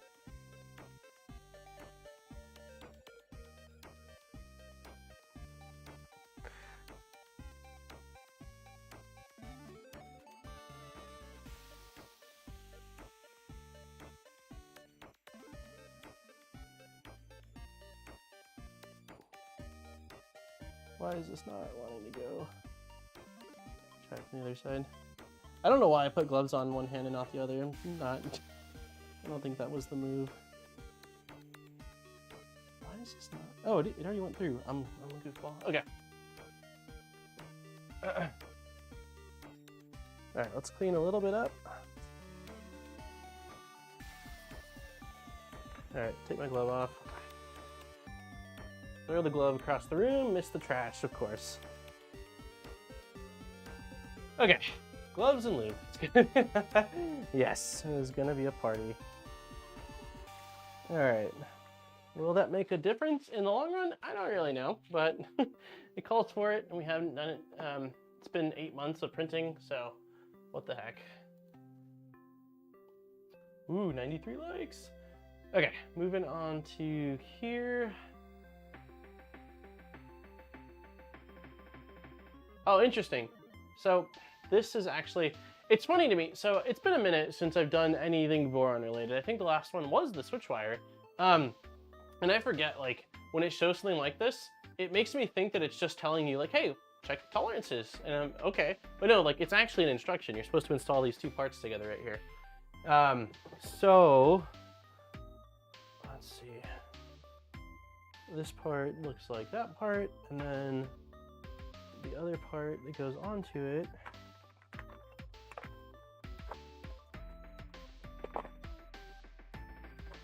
Could it be this part?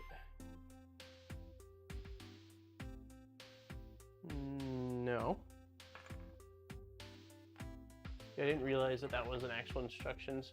I use my bed. All right.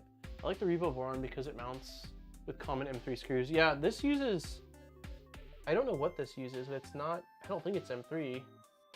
No, those are they 2.5 or something awkward?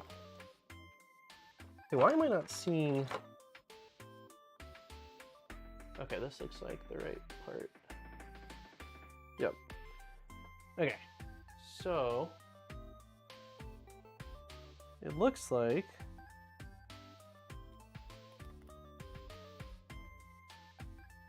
we did it. That was a very tight tolerance. Okay, and now we need M3 by 16 socket head. And I should have plenty of bolts. Hardware. Yeah, I think it's yeah, that sounds right. 2.5, because it didn't work with the same driver as the M3 screw, so I do think it's slightly smaller. Okay, that's going in there, and this is probably a 2.5. Yes.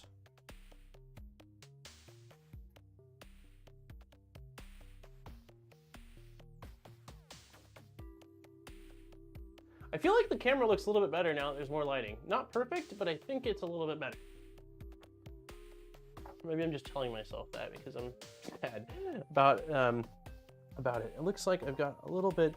I used brims for a lot of these. They were printed on the X1 carbon, but it's very, very cold in the garage. And I noticed that I did have to, for some of the bigger parts, like the original StealthBurner body I printed actually warped, which doesn't really ever happen on X1 carbon parts. But I turned the heater on in the garage, which brought it up to like 45 degrees in there, and then it was able to print. So after stream, can you check the Mini Amame post in mod chat? I can't get the cones to print right. Yeah, absolutely. I had some issues too, Lisa. I had to screw around with the different STL files to get it right. Some of them were printing with only certain parts having that gyroid infill when it was meant to be in other parts. So yeah, I can definitely take a look at it. I know that I ran into some issues during printing and had to play around with it, so absolutely. Okay, so next we need to clip this in place, and it looks like if we have it like this, the teeth are going to be, oh, it only goes in one way, so let's go like that. Can we do this without doing it? There we go. That was a nice, satisfying, it was a very satisfying snap. All right, that's in, spinning nicely. It says, mind the orientation, make sure to orient the idler assembly as shown. I don't see how you could orient it. Wait, what?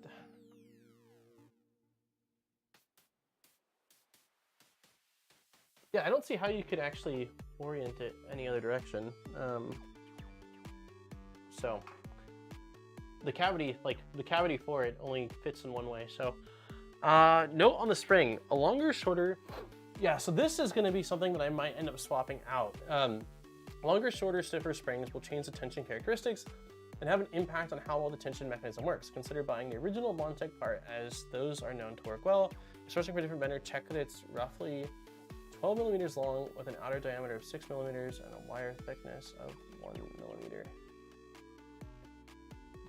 I have a feeling that I might end up swapping out this one. So longer or stiffer spring. Consider buying the original Montec part. If sourced from a different vendor, 12 millimeters long.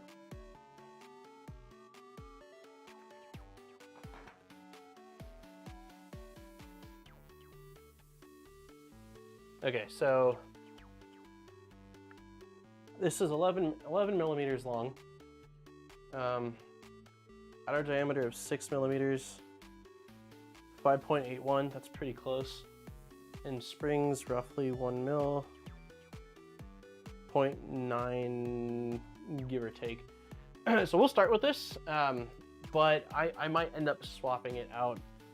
I also don't know, I imagine that's just an M3 spacer or shim, or not shim, M3 washer. Do I have... I could probably just use one of these guys.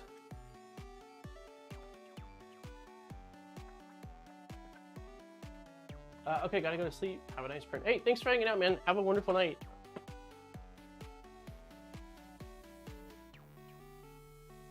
Yeah, we'll go with that. I just got a tiny little, just a little black shim on there. I don't know where the shim, there should have been a shim on there. I don't know where it ended up. My only concern is, yeah, that's plenty. Okay. So it wants us to go through here and into here.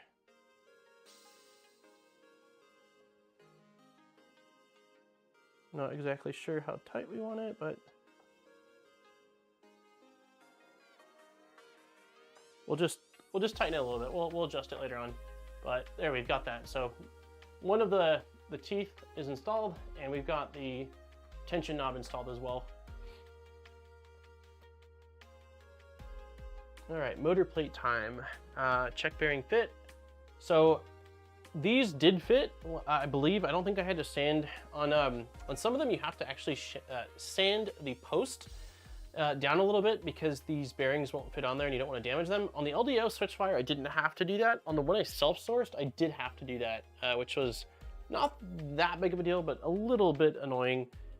So let's grab, let's grab this motor plate. And then I already removed these. Let's bring this a little closer so you guys can see. I already removed these from the afterburner. So this should just pop into place, maybe. Fully see the bearing in the plastic part. Apply even pressure into them. Avoid pressing on the inner ring of the bearing. If it is too tight, the printed parts are likely over extruded. I have a hard time believing that it's over extruded.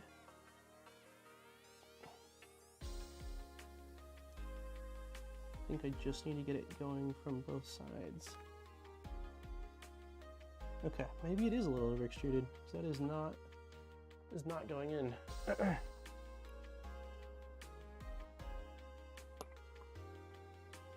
Interesting. Let me try the other bearing.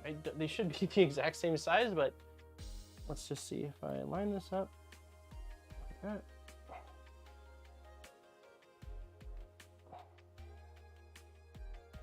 Yeah, that's tight. Okay.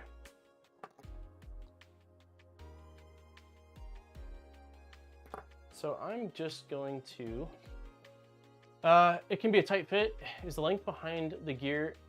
It's the length behind the gear you should watch out for because it can rub on the motor and break the movement. Mine did rub on the motor. Interesting. Oh, the length behind the gear. That's right. That's right.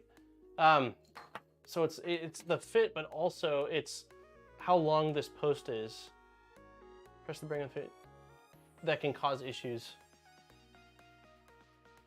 Okay, so I'm going to, nope, not use this. I'm going to use this and just see if I can shave off ever so slight, teeny tiny bit.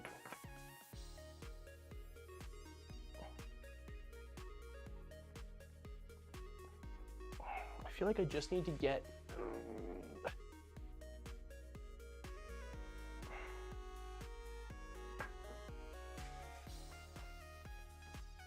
scared to damage this.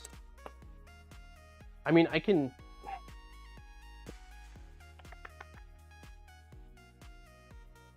I'm trying to think of what else I can press on it with to help get it in.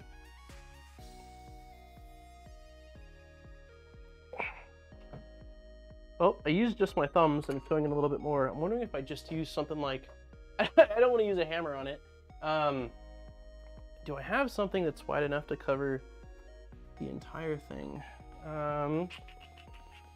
Think. Like a large flathead would be cool to put sideways and just apply some downward pressure. Got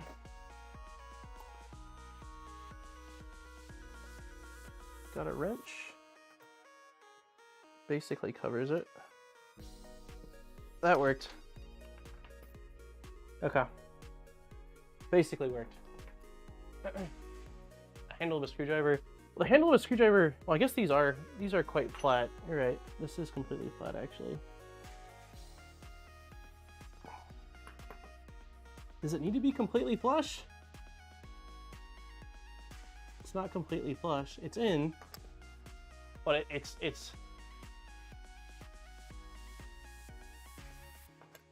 I'm gonna try it with this wrench one more time. I think this was working quite well.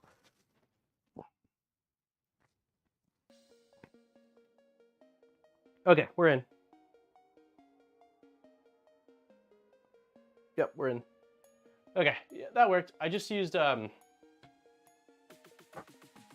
this guy, and it's wider than the entire thing, and then I just pressed down on that, and that gave it in.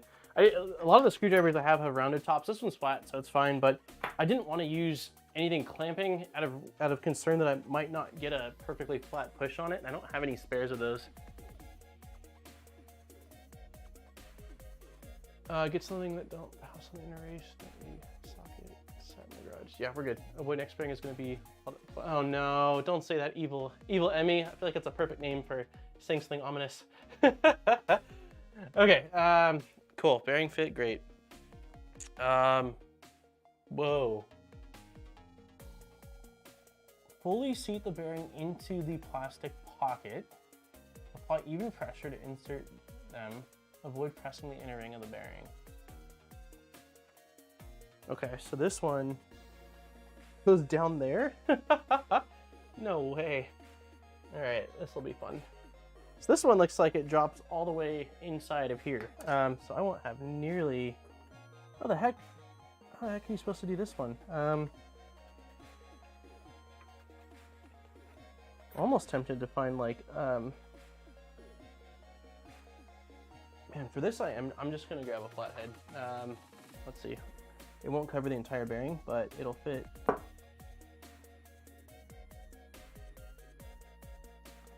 Wow.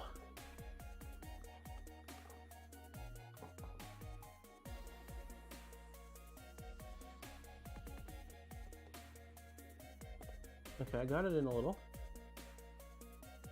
I think I need something a little bit thinner. Yeah, very carefully.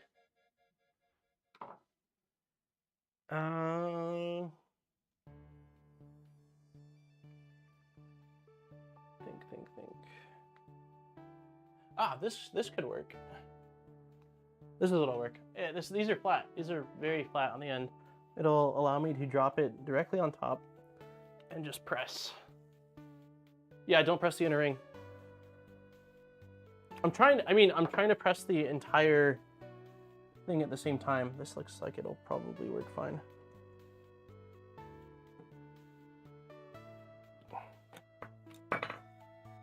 Yep, that worked. It went right in. Sweet. Cool. That wasn't as bad. It was actually a large, yeah, this is perfectly flat. So it fit right in, just pressed it down and we're good to go.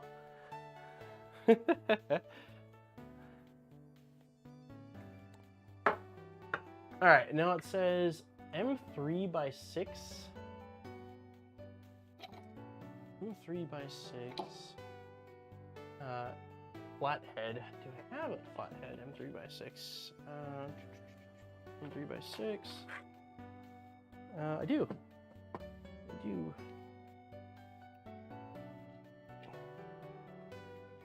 Yeah, it's it's the only time I've ever used that that Allen key. I don't know that I'll ever need it, but hey, it's good if you need to push a small bearing down. That's exactly the one. That's funny. Yeah, it worked really well. It was a great idea. I just happen to have it right here. Okay, so going back to the side, we insert the screw. It looks like it just goes into here. I don't know that I see the purpose of it.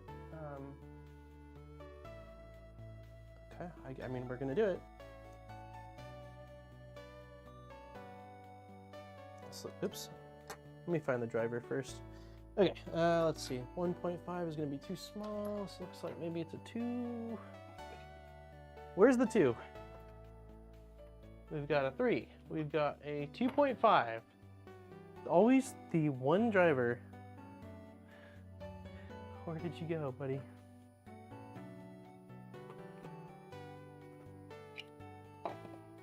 Okay, it's a good thing I have backup drivers. I don't know where it went.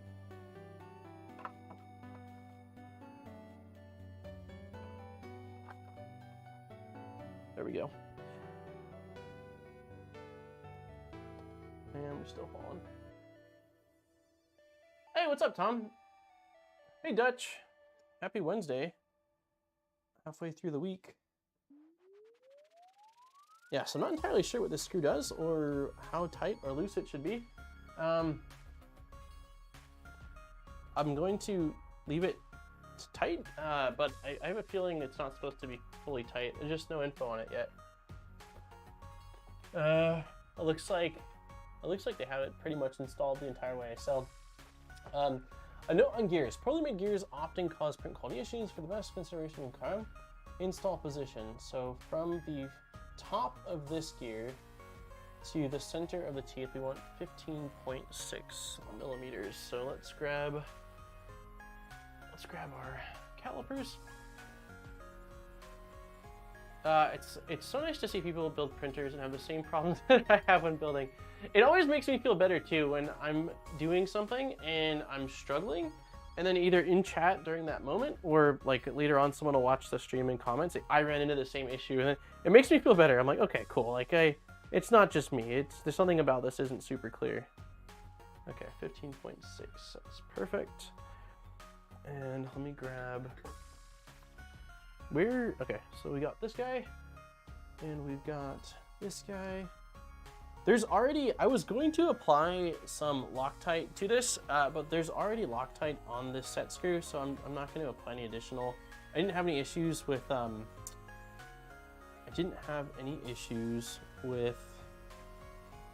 it coming loose, and I've been running it for the last 8 months, so I trust it. I'm okay with it.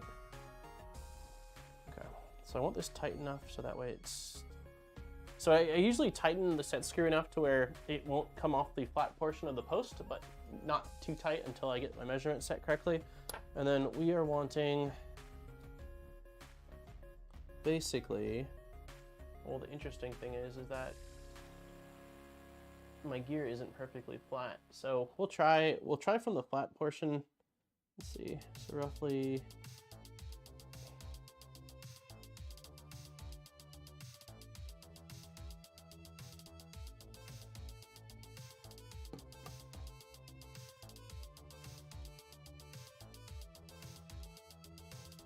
it'd be nice to just have a spacer for this, so that way you don't have to measure and you just set it. So, looks like theirs has a bigger gap than mine, but the thing is, this gear sort of has a rib around the edge, and I don't know whether the measurement, make sure the set screw isn't in the filament drive gear is sat on the notch, carefully tighten. I don't know if that measurement is from the flat part that's further in, or from the taller portion.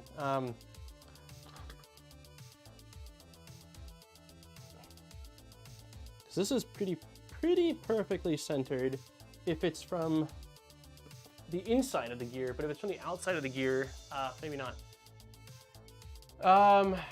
Hey, what's up, Ron? Happy Extruders in the house. Stopping by to say continued success, Dan, in regards to the family. Thank you very much. Happy New Year. I definitely haven't seen you since New Year. Happy New Year, Ron. I hope you're doing well. Little screw adjusts the pressure between the gears. Ah, interesting. Usually adjust it once and leave it. Okay, thank you. It limits the arms so you can't over tighten the lever arm and mash the gears together. Good to know. Anti-squish thingamajig. My Vitrusite E3 Mini V3 gave me a cool plasma light? That doesn't sound good. An Ivan voice spacer. Each stepper drive starts arcing to the heatsink. That's not good. You'll adjust it later anyhow. Okay, you will align it later on with the filament pass. Okay, sweet, good to know. So let's just tighten it down a little bit, and we'll call it a day on that. Okay, looks good.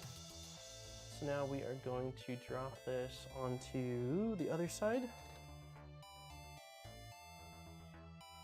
Looks like this is just going to sit nicely right there. Why are we not spinning smoothly?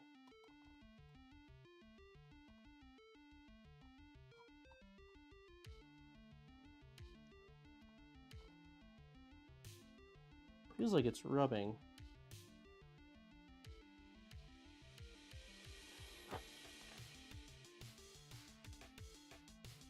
Why does it feel like that?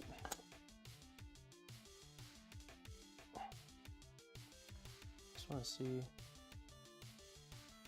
Okay, so it's not the bearing. The bearing is totally fine. What the heck is...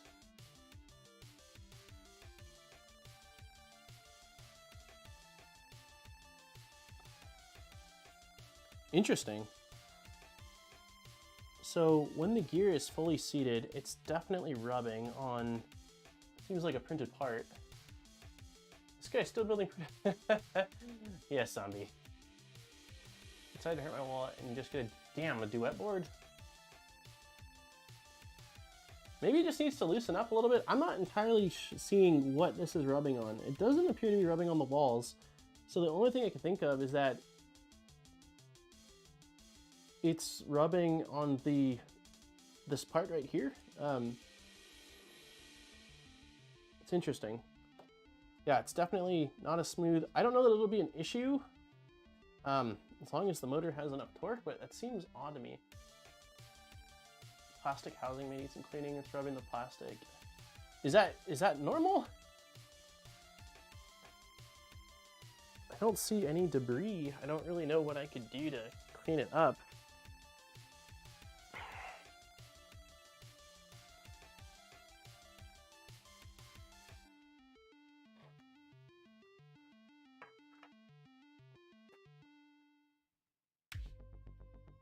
I don't know. I don't really know what I can do to clean it up. Maybe it would just wear in on its own a little bit. Put the other half on and see if it's the same. Maybe it's because you don't hold it straight. I guess so.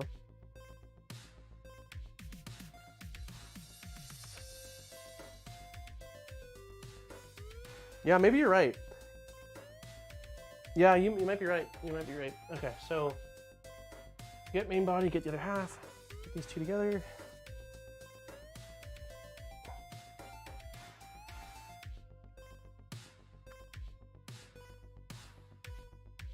It's smooth. It was me. I guess when I was holding it, I had a slight angle to it, and that was causing it to rub. But yeah, with the other half on, that gear, there's no drag on it.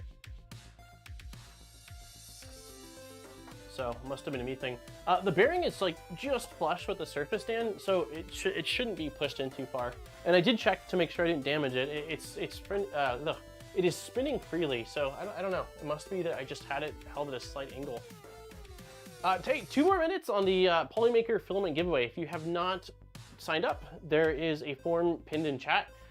Just 3 things you have to answer or put in, and then we'll draw in just a moment here. Okay, so now we need M3 by 25s.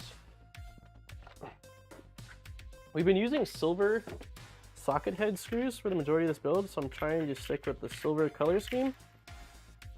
For some reason, most of the black screws that I have are button head screws. So okay, so this is going into looks like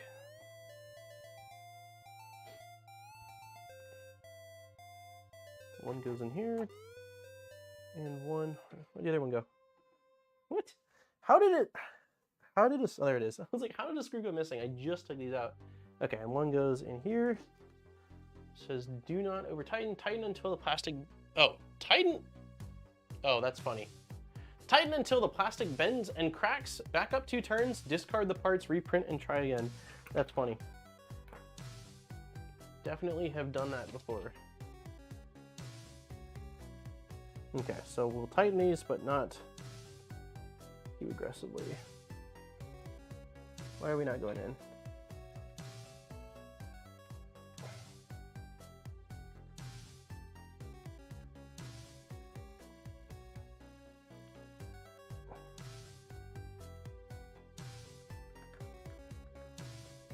Okay, there was a little bit of plastic on the thread from the heat insert. Check the alignment with the filament path. It looks like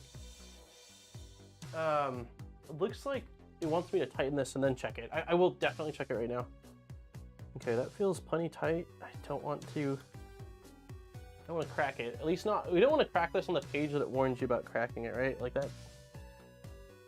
Okay, that's probably plenty.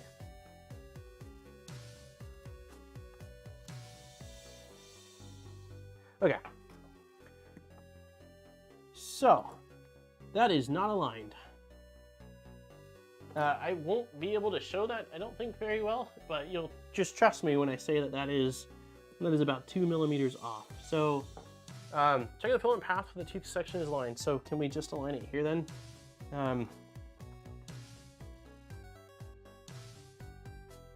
Yes, we can. Okay, so I'm gonna loosen this. That is way off. Why does it even have you set the height at the previous step? If this seems like a more logical point to do this. Okay, maybe not. It's spinning a little bit in here. Let's see. There we go.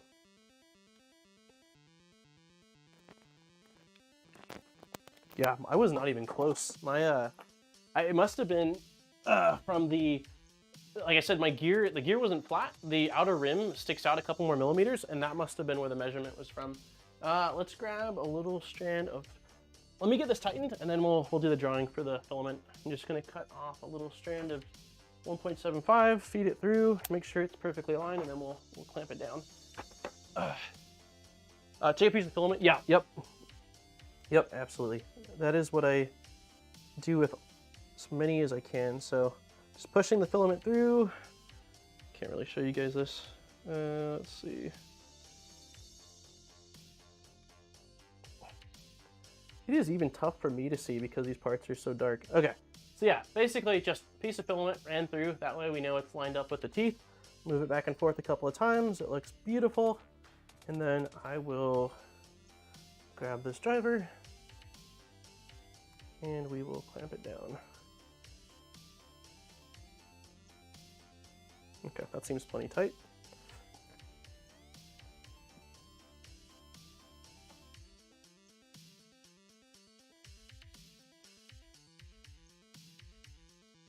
Yeah, that looks perfect. That's definitely the easiest way to do it. You can input none or whatever if you aren't on disk. Yeah, you can absolutely do that. Start over and bind over. Not everyone has Discord name, makes it hard to enter. Yeah, you don't need to have, if you, to be honest with you, the Discord name, I only reach out on Discord to people that I talk to on Discord, which is quite a lot of people, but for most, I use the email. So just make something up. I'll give you another like 60 seconds, then I'll remove it. But yeah, you don't have to. Let me have a sip of water here. Take a quick little pause. As always, we're making slower progress than I anticipated, but it's the way it is. We're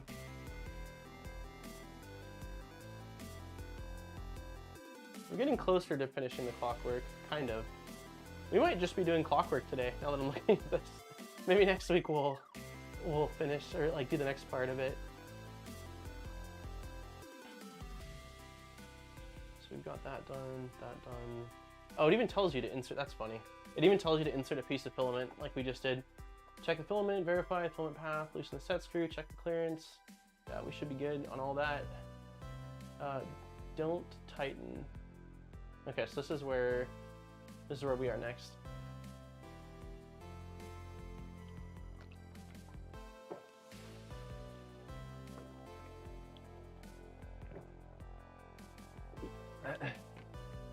Okay, I'm going to remove it. Let's see. Clockwork was the hardest part. Everything else was easy enough. Oh, that's good to know.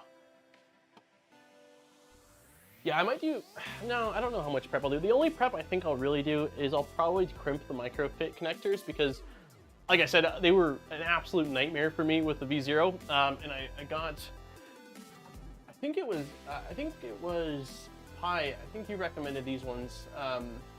They're the iWis, oh, come on. What are they? They are iWish3220Ms. I'm pretty sure you recommended these for microfit. And I haven't used these at all yet, so I will put these to work finally. All right, removing, let's see, unpin, remove, there we go. I just flush cut my fan. No, no, I've done that before. Were you removing a zip tie? I've done it removing a zip tie. It is not fun or a good feel. I need to make a Wiener Schnitzel run. When is the drawing? Drawing is right now. And if you're going to Wiener Schnitzel, I will take a Chicago dog and like a corn dog, please. Okay, let's go back to me so that you guys can't see everyone's info. 96 responses, nice. All right, here we go. Let's see, remove. One less than last week. That's pretty close though. We had 100 likes. We're at 101. Thank you, everybody. Thank you for hitting the like button. It was awesome. All right, everyone. Let's do it. So we've got 96 entries. That's pretty awesome. I use sponge cutters for a lot of plastic stuff. I guess I do too. Who was first? I can tell you. 1 second. Let me go back to this. Let's go back to me. So the first person. No, you know what? Actually, I think I have to download everything in order to see who was first. Yeah, I don't think I can easily see. Sorry, Alien. It is always fun to see who's the first, though. Okay. All right, so as always, thank you. Yep, the crimper works great. Use the 1.6 grooves. Okay, awesome. Thank you. I'm excited. Mine doesn't have 1.6. Did I get the wrong ones? I got 1.3. Oh, I lied. I lied. I do have 1.6 grooves. Anyways, massive thank you to Polymaker, as always, for supporting our streams and allowing us... Wait. Monkey's hyperventilating.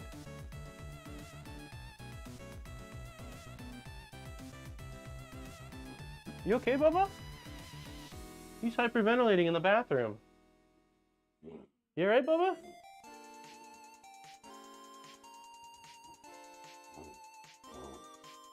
He's excited because we're doing a giveaway. Hey, you're okay. Deep breaths.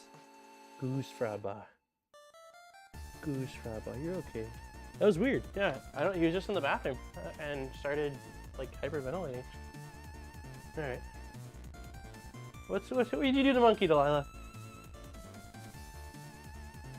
He does that sometimes. He gets really excited and starts to like hyperventilate. I don't know what triggered it this time. Okay, we're back. Massive thank you to Polymaker, as always, for allowing us to do this. If you have not used Polymaker filament, they make awesome filament. We're not using it for this build, but the Mercury 1.1, we used it for the Lurge, and we'll definitely be using it for a lot of builds going forward. Yeah, Pupper's okay. He just does that. I don't exactly know why. Delilah doesn't do it, but he does it, so he's fine. Anyways, we're gonna spin a thing. Massive thank you to Polymaker. Good luck, everybody. And I will contact the winner later today. Never used it, Zombie says. And their support is awesome. I don't know how to say your name. R5 Utani. R5, congratulations, you are our winner. That is a new name. Congratulations. So I will send you an email later today. Polymaker slightly changed up the form stuff for giveaways. I think more so for me than the winner. But I'll get that figured out and I'll get that sent over to you today. So congratulations. Their Discord admins are okay. Zombie is their Discord admin. So yeah, congratulations. Zombie, any update on, isn't there Galaxy ABS and ASA coming out? I thought it was mid-January. Is it no longer mid-January, or maybe I got the date wrong? I don't entirely know.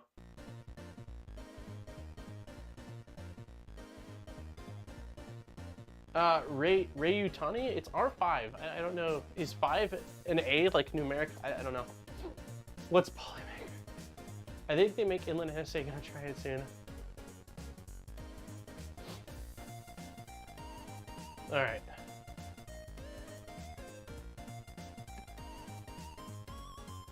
All right, let's at least get this StealthBurner done, yeah? All right, so the next thing we're on is we are grabbing the tensioner that we had already created, and it looks like we are, okay, this is the orientation, shoving this all the way through.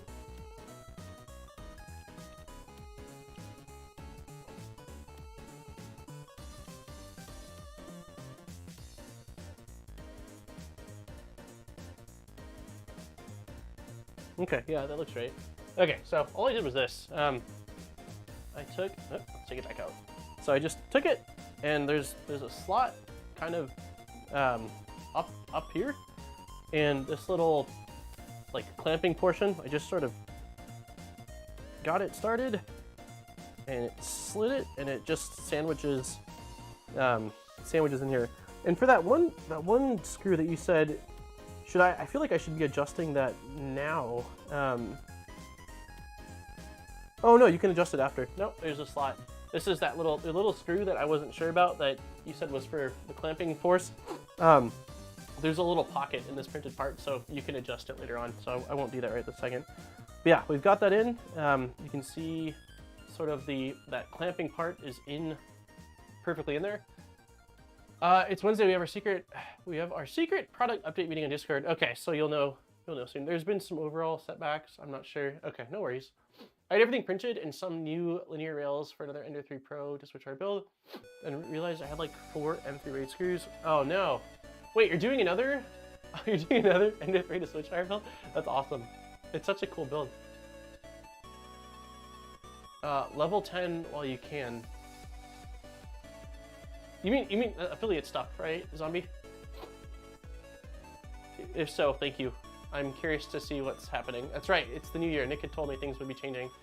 A squishy screw for flexible filaments, I've been told. Anti-squishy screw for flexible filaments. Okay, good to know. All right, so next we need an M325 socket head. M325, M325. No? Okay. Looks like there's M325 right here. Empty, perfect. I'm hoping that maybe the afterburner used an M325 and I've got one just that's not long enough. That's too long.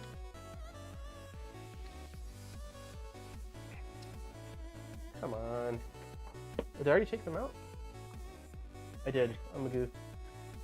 We already took M325s out. That's why. This is my last socket head one though, so that'll be interesting in a little bit here. Okay.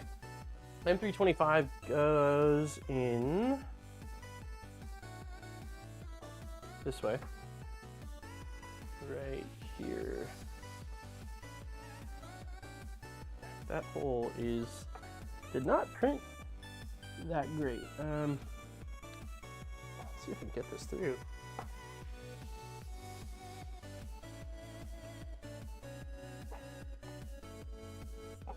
There we go. Okay, is there a... Yeah, we have a brass insert on the other side. The tensioning arm must move freely. Tightening the bolt may lock it in place. Okay, so...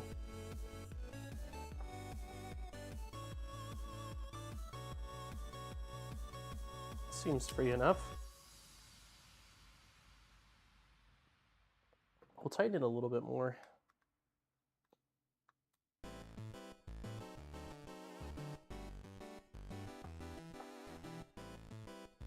That still seems fine, right? I don't know how loose it needs to be. It's kind of tight, actually. Nah, we're fine. We're fine. If we need to, we'll adjust it later. But basically, you just want to make sure, I think, that it can actually move back and forth, which it can. So, double or triple check everything runs smoothly.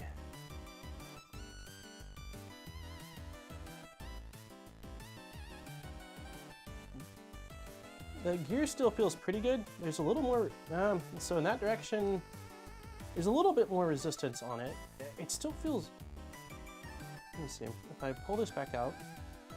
Okay, so when that's not closed, this runs nice and smooth. When this is closed, It's a little bit rougher. I'm wondering, do we think that's related to that tiny screw that people were talking about, the clamping screw? Should I loosen it a little bit to... It's still relatively smooth, but it definitely isn't quite as smooth. Anti-squish should help with BMG gear issues.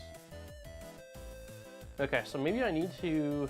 I tighten the anti-squish almost entirely, so let's use this. Is this the right size? I'm not entirely sure. I don't think it is. I think this is the right size. Let's see. Okay, that feels worse.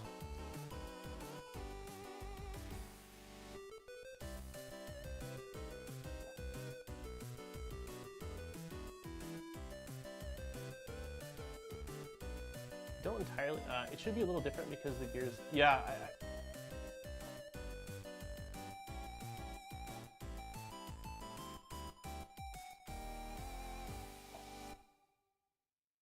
I think it's fine. Maybe not, I don't know, man. I can't tell whether that feels normal or not.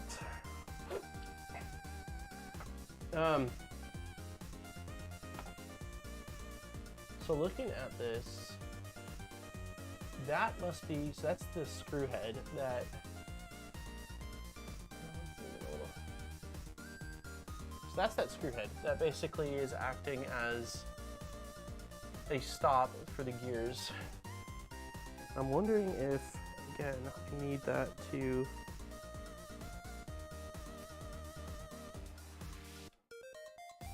we're not doing CAN bus initially. Oh, just follow the manual, that's later? Is that later?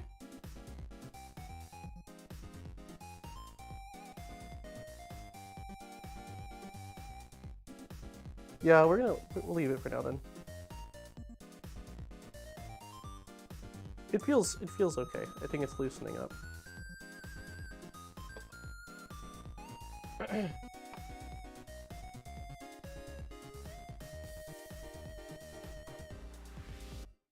Is it later on? Yeah, it is later on. All right, we're jumping the gun. All right, so let's go ahead and grab this is also an accent part going on the top. Like,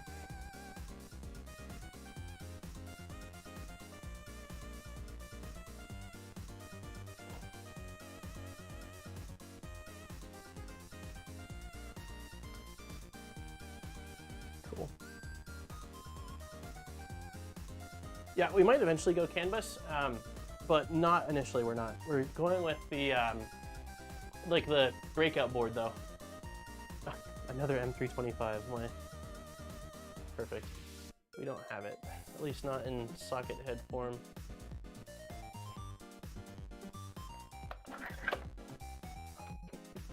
All right. Well.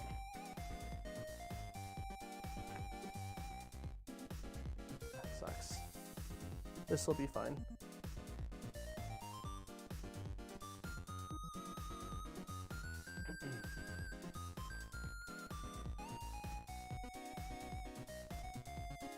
Where did you find this? These are actually my screw organizers. I made these, I think after the first V0.1 or maybe during the V0.1, one of my biggest issues with the build was organization. I just kept losing like where things were, and it was making the build really unenjoyable. So this is actually my model. If you go on things and type in, probably me, modbot. I'll find the link really quick and post it for you. Here we go.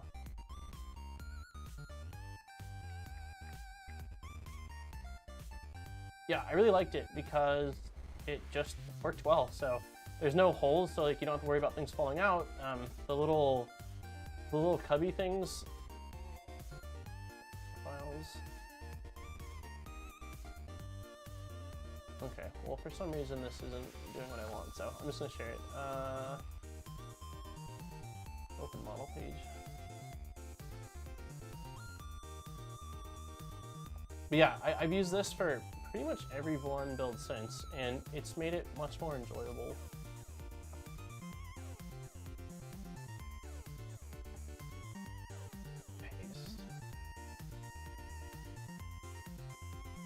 Oh, the LCD burner, is that the one that has the screen up top? I mean, as someone that loves lights and screens and stuff, I think it's pretty cool. But yeah, I don't know. When are you uploading to printables? I don't know, man. I haven't uploaded anything in quite a while. I haven't done much 3D modeling in quite a while, actually, which makes me a little sad. I'm working on a mount for this, like mini 12864.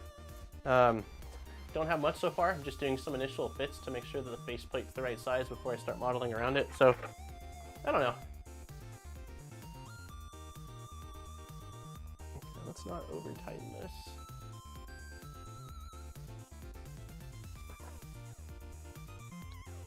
Okay, well, tensioner seems to be working as it should be.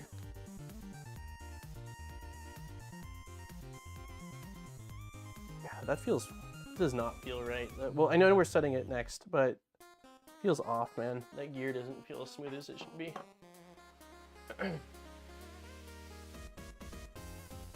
Okay, so we've got that in, cool. Now it's time for the tension mechanism. Turning the thumb screw clockwise will increase the tensioning and grip on the filament. Too much tension will result in print issues. Anti-squish thing, it's actually called the that's funny. When someone posted that in chat earlier, I thought they were just like being silly because they couldn't remember the name of it. It's actually called the anti-squish thing. Softer and flexible materials will deform and extrude poorly under too much tension. Clockwork 2 adds an adjustment feature to set the minimum distance between the driver and the wheel and the squish. Okay. So I'm going to start by trying to loosen.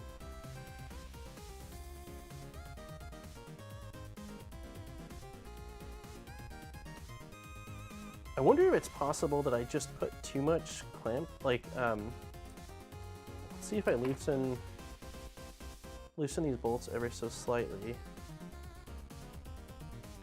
If I just put too much clamping force, or like too tight.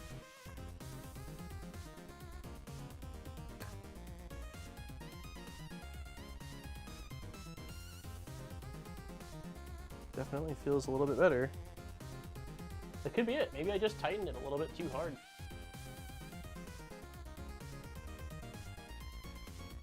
Still a little drag.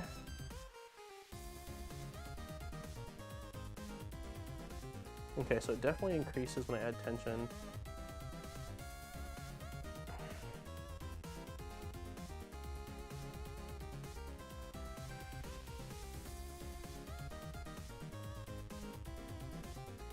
Oh wow.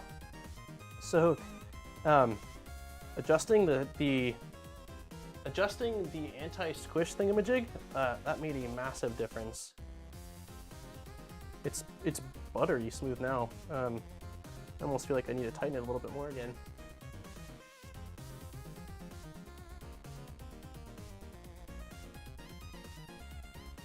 That's crazy. Okay, so let's see, loosen it a little bit, turn. Still too tight.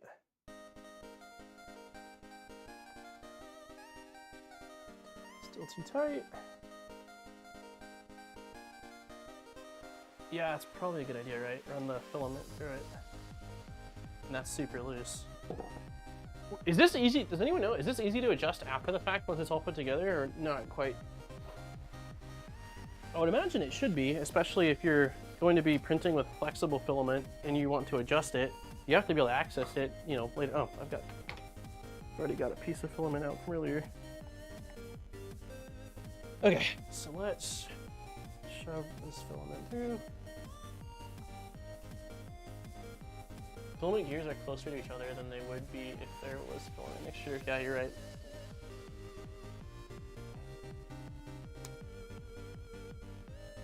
Okay, that is far too loose. We don't have any tension.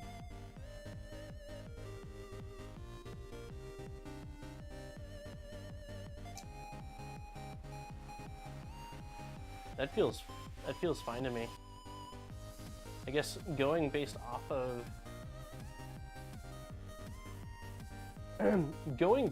of the feel of it by hand probably is not a good, like an accurate representation, but that feels fine. That feels plenty smooth, so. Hell, it even feels smooth now with it out, so I think we're fine. I'm not worried. We'll figure it out. Okay. Anti-squish, cool. Motor time. NEMA 14 stepper, which we have right here.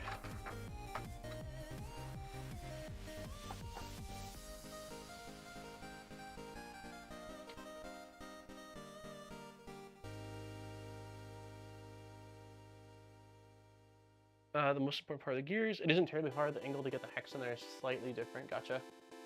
You need to print any clockwork too. Thanks, zombie. You can always adjust it when it's actually running. Yeah, that's what we'll do. Okay, as far as orientation of wire, I'm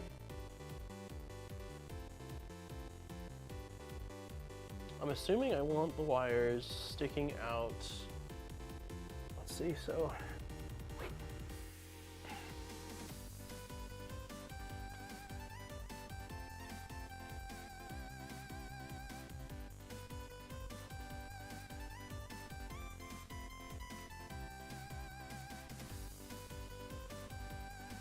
Yeah, so it looks like that.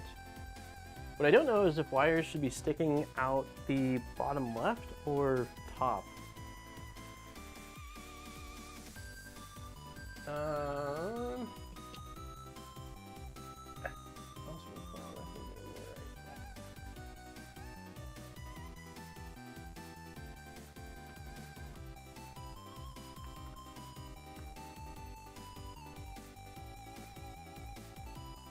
I just want to see the orientation.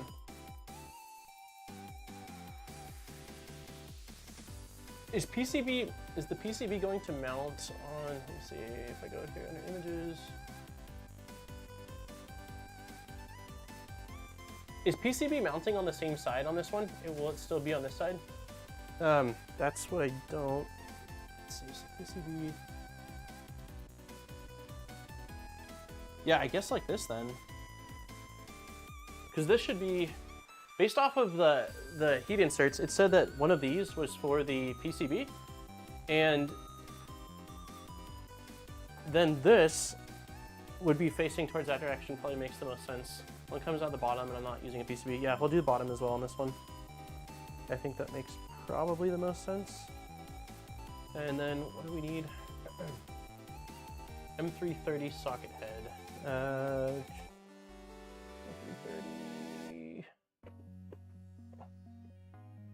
Nice. We've got plenty of these. And this is going through the other side.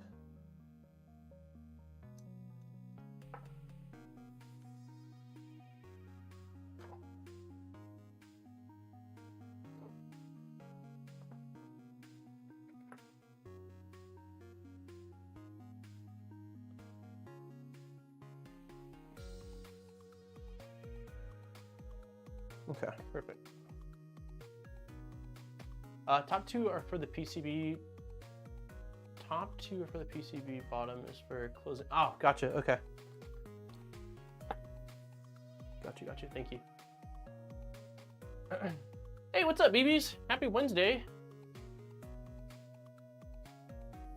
All right.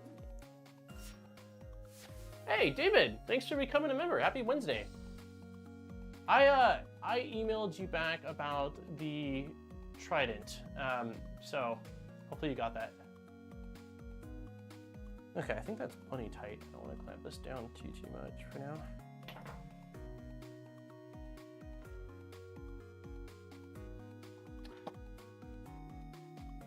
So M330. Oh, interesting. So we're just going to use an M3 8 and an M3 washer. Don't tighten. The motor position will be adjusted in the next steps. Don't fully tighten just yet. Okay. M3 8, M3 8, M3 6, M3 8.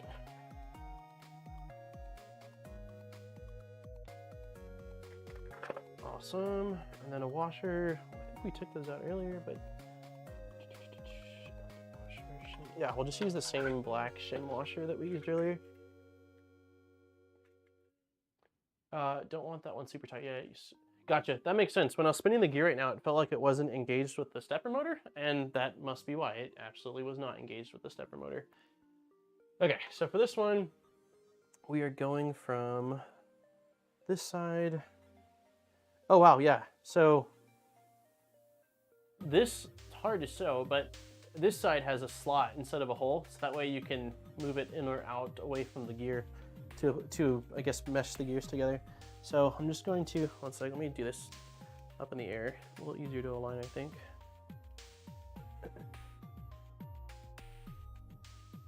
Like that.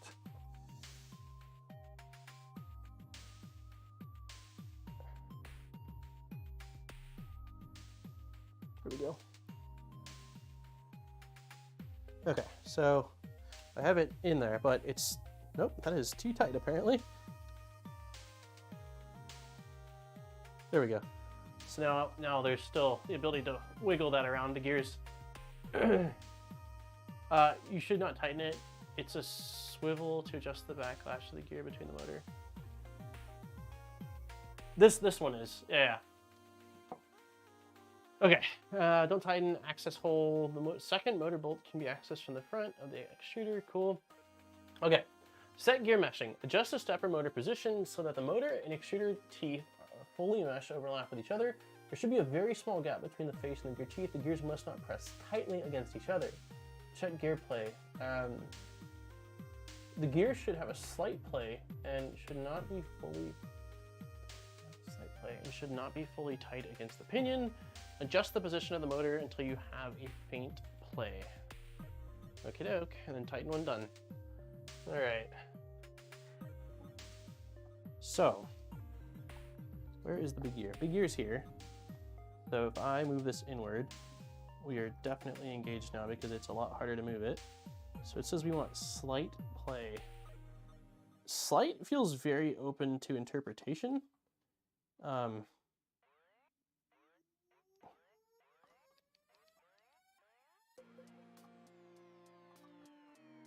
I'm gonna go with that. I don't know how to describe this to you, but basically I can move this gear and have the teeth wiggle a little bit on their own, but it won't fully turn without engaging the motor. So let me tighten this so that I don't screw this up, and then I can probably try to explain that a little bit better.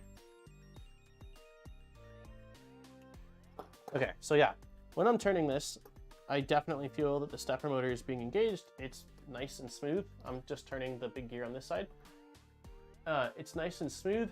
Can you see it if you open the latch? That's a great question. No.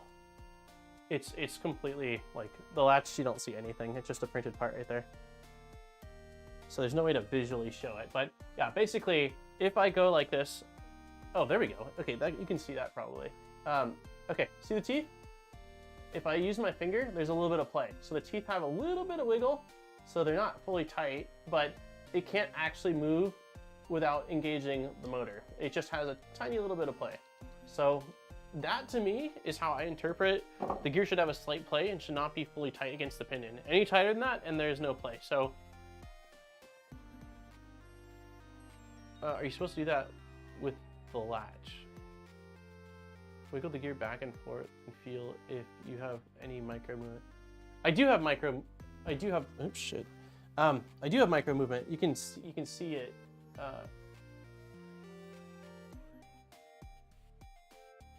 Yeah, so micro movement to it, but not enough. Like it's still engaging. So like if I go down, I think that's fine. Cool. All right. Yeah, that's how I would interpret it. I feel like there should be a slightly better explanation, or maybe even like a GIF of someone showing the gear just slightly moving like that. But we're gonna roll with that. Okay, check gear play. Now we're gonna attach the back portion.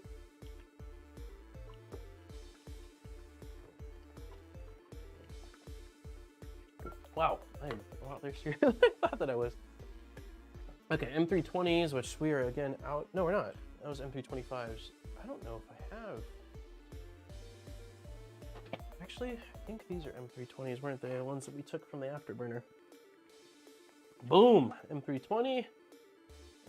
You look like an M320. You are indeed an M320. How many do we need? Just one for it. Oh, just one. Okay. So looking at the back of this, it looks like orientation is like this.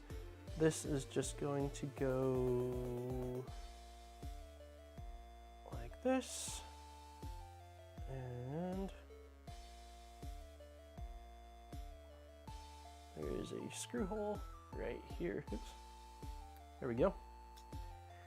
And we've got 2.5. All right, this is our drag chain connector.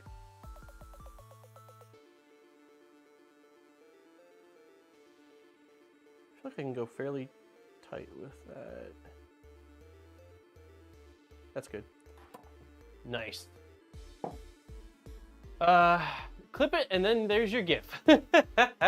I'll submit it to Team Voron and say, hey, I contributed to docs.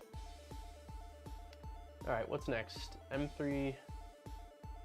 Oh, cool. So this is going through. Nice. That helps secure the cable chain more. Yeah. So similarly, there's another. You stick the driver through here, and then there's a pocket. Well, you don't have to do that. There's a pocket here. And that's for an M3.8, which we have. I took out a second ago. We need all of the hardware. So we'll drop this in right here, and that'll just help secure our cable chain. I guess we don't even need to go through the slot for that one.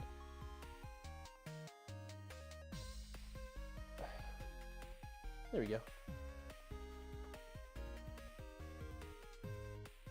Does anyone know if the LDO kits come with an orbiter drive? This is an LDO kit. Which LDO kit? Oh, this was a LDO SwitchWire kit. Do you know if the LDO kits come with orbiter drive? I don't think if you're asking about like the LDO Trident, it should come with the gears for. I want to say afterburner. I don't think it. I think it comes with the stuff for the afterburner. I'm almost positive. I don't know that they've upped to StealthBurner yet, but I'm not entirely sure. The last LDO kit I built was this one, and this would have been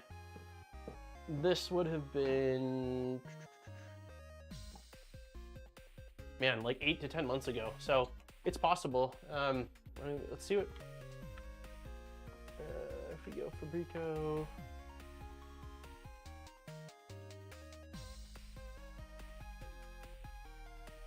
It definitely wouldn't come with an orbiter though. I know that. Why am I not seeing?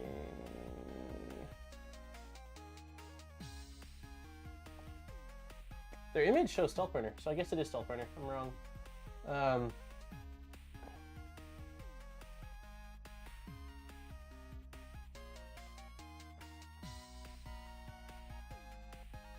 Yeah, so I guess it comes with the parts.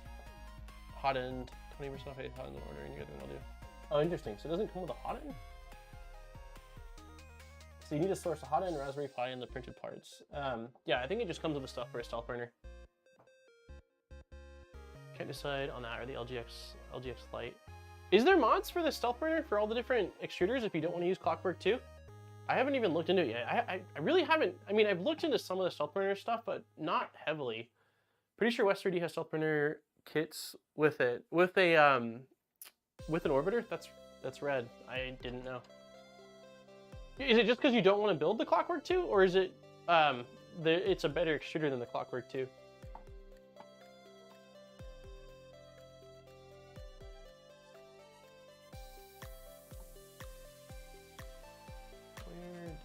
Okay, here we go. Okay, done with that. Open latch.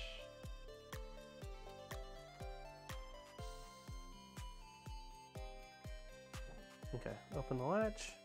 Bam. To expose, we need an M316 socket head. Yeah, we need a lot of different hardware sizes. 30, 16, there you are. Order 2 should be better than a Clockwork 2. Huh. Interesting. I have the Orbiter 2. It's just with extruders, a lot of times I feel like it's tough to tell which one's better.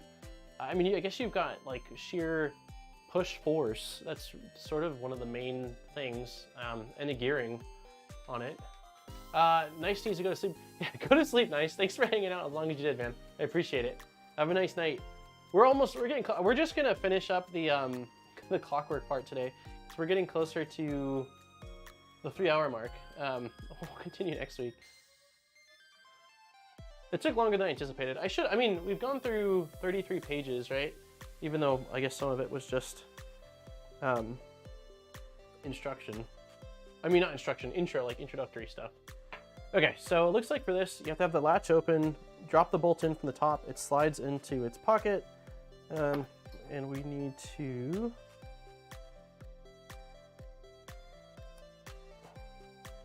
I will say though, this has been a fun, oh, interesting. So that's a tight fit. Undo the filament patch to expose it, N316. Don't over tighten, the bolt is threaded. Okay, I was gonna say that feels like a very tight bolt. It's because it is threaded directly in the plastic. When we built the, nope, wrong one. When we built the Clockwork 1, we had some issues because there was version changes and that was really frustrating. Well, with this, I learned from my last mistake and got all of this from the GitHub directly instead of the Voron website, and it's all been fine, so.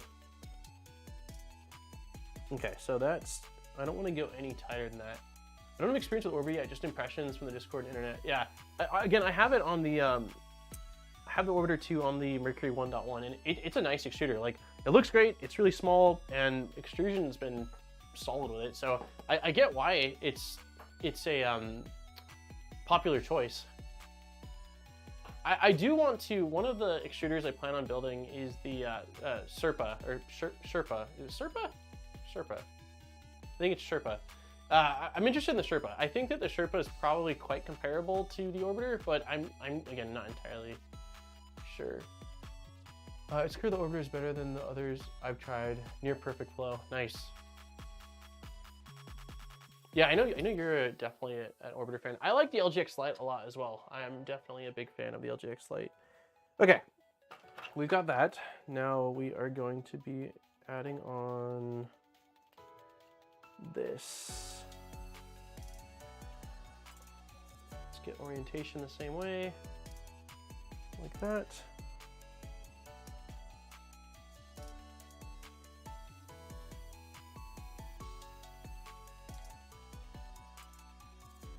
Okay, so am I supposed to thread?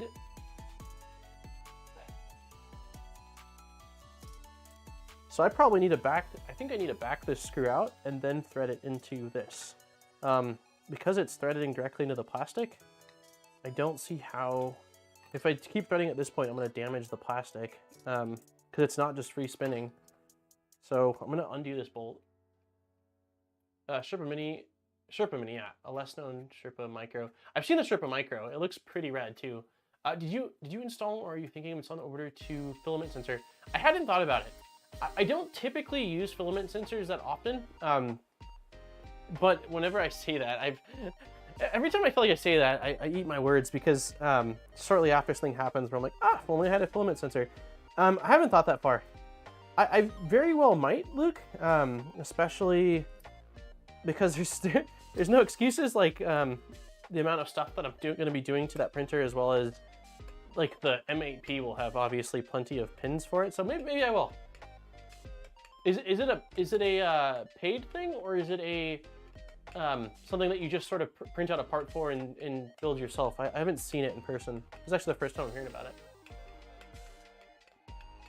Yeah, that screw goes into the cover. Okay. I have an LGX Lite on 3 of my Vorons. Yeah, I have an LGX Lite on my V-Minion, and I have another one that's probably going on one of my V0s. I bought it for the V0, so it feels like it should go onto the V0. Okay, that feels, I don't know how tight it should be, but that feels, it feels about right.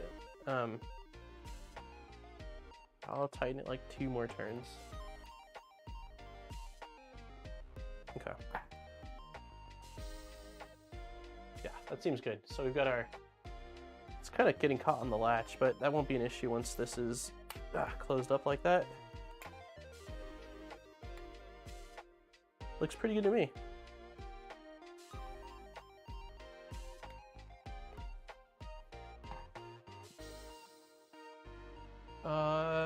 Hey, what's going on, Mitchell? Build's going good. It's taking longer than I thought. I don't know, my sense of time as far as how long something will take sucks, and I should know that at 30 years of age, but looking at this, I was like, yeah, we'll probably get this completely done, and I'll just do some of the wiring and crimping between now and next week, then show that off, and we'll print. But we're gonna call it pretty soon. We're at the 3-hour mark, roughly, and we've just finished the clockwork too. So we still have to do the hot end portion, and then the soldering and connecting of the LEDs, the RGB LEDs. So, but the clockwork's done. We just, I think that was the last, let's see, access hole. I'm pretty sure that was the last part of it. Yeah, that was it. So that went pretty smoothly. I think the hardest part was probably getting one of the bearings in that I was scared about. But other than that, the rest of it was pretty straightforward. And it looks awesome. It looks really solid. I'm excited to have this all together because this is my first experience with the StealthBurner firsthand. I've been interested in a really long time in upgrading, but the only printer I had that was compatible was the SwitchWire, and it was working so well I didn't feel like tearing it down. But it's been sitting for a bit now because it was primarily my ABS printer, and then that became the X1 Carbon, and so I want to, with this, I will end up using it a lot more for other filaments that require more cooling, so. Yeah, wiring's gonna be interesting with the breakout board. I'm curious about that. Again, I'll probably do at least the microfit connector, so that way I don't have to think about that and figure out how to do that on stream. So I think next week, all right, so let me get an idea of what this looks like. So we've got a couple more heat inserts. We don't need to do any of that. I will have to cut the PTFE tube a little bit, which is no big deal. Then the 3 screws on top, cool. Cool, then we're already onto the front plate. So yeah, that'll be quick. That I don't see it taking more than half an hour, if that. This will be the main part of the build, which will be just getting a little bit of soldering done, inserting the LEDs, routing the wires, the fans, and hooking that all up. So if we get through to here, like the X-carriage and all that next week, I'll be happy. And then between next week and the following week, I can finalize the wiring and stuff and maybe a little bit of the firmware. And then the following week, we'll just hang out and print with it and have some fun. So before we move back to the next build, but that's probably how it's gonna go. I kind of enjoy taking the builds fairly slow. One, it allows for less mistakes, and it's just a lot more enjoyable that way. So yeah, the color combo looks sick. I'm hyped. I mean, I guess this isn't the black I used for the previous printed parts. I think this is just, it's either eSun or MatterHacker's ABS. I can't remember right now, but this paired with this green is just such a nice color combination. I am super excited. And I mentioned on Twitter that I wasn't sure what to print the diffuser out of. It said clear. I did pick up some PETG specifically for this, but I figured, heck, I'll keep the clear PETG and only use it for things that require it. So like LED diffusers, but I printed out 2. I printed out 1, it turned out well, and I was like, before the PETG absorbs moisture and becomes tougher to print, I'll print a second in case I need it, or the first one gets damaged or whatever. So take them slow is the way to go. I like that. I like that rhymes, Alien. Much more time to actually enjoy it. Yeah, I agree. I mean, there's a part of me, right, that likes to get them done quickly because there's always so many other projects and things to build.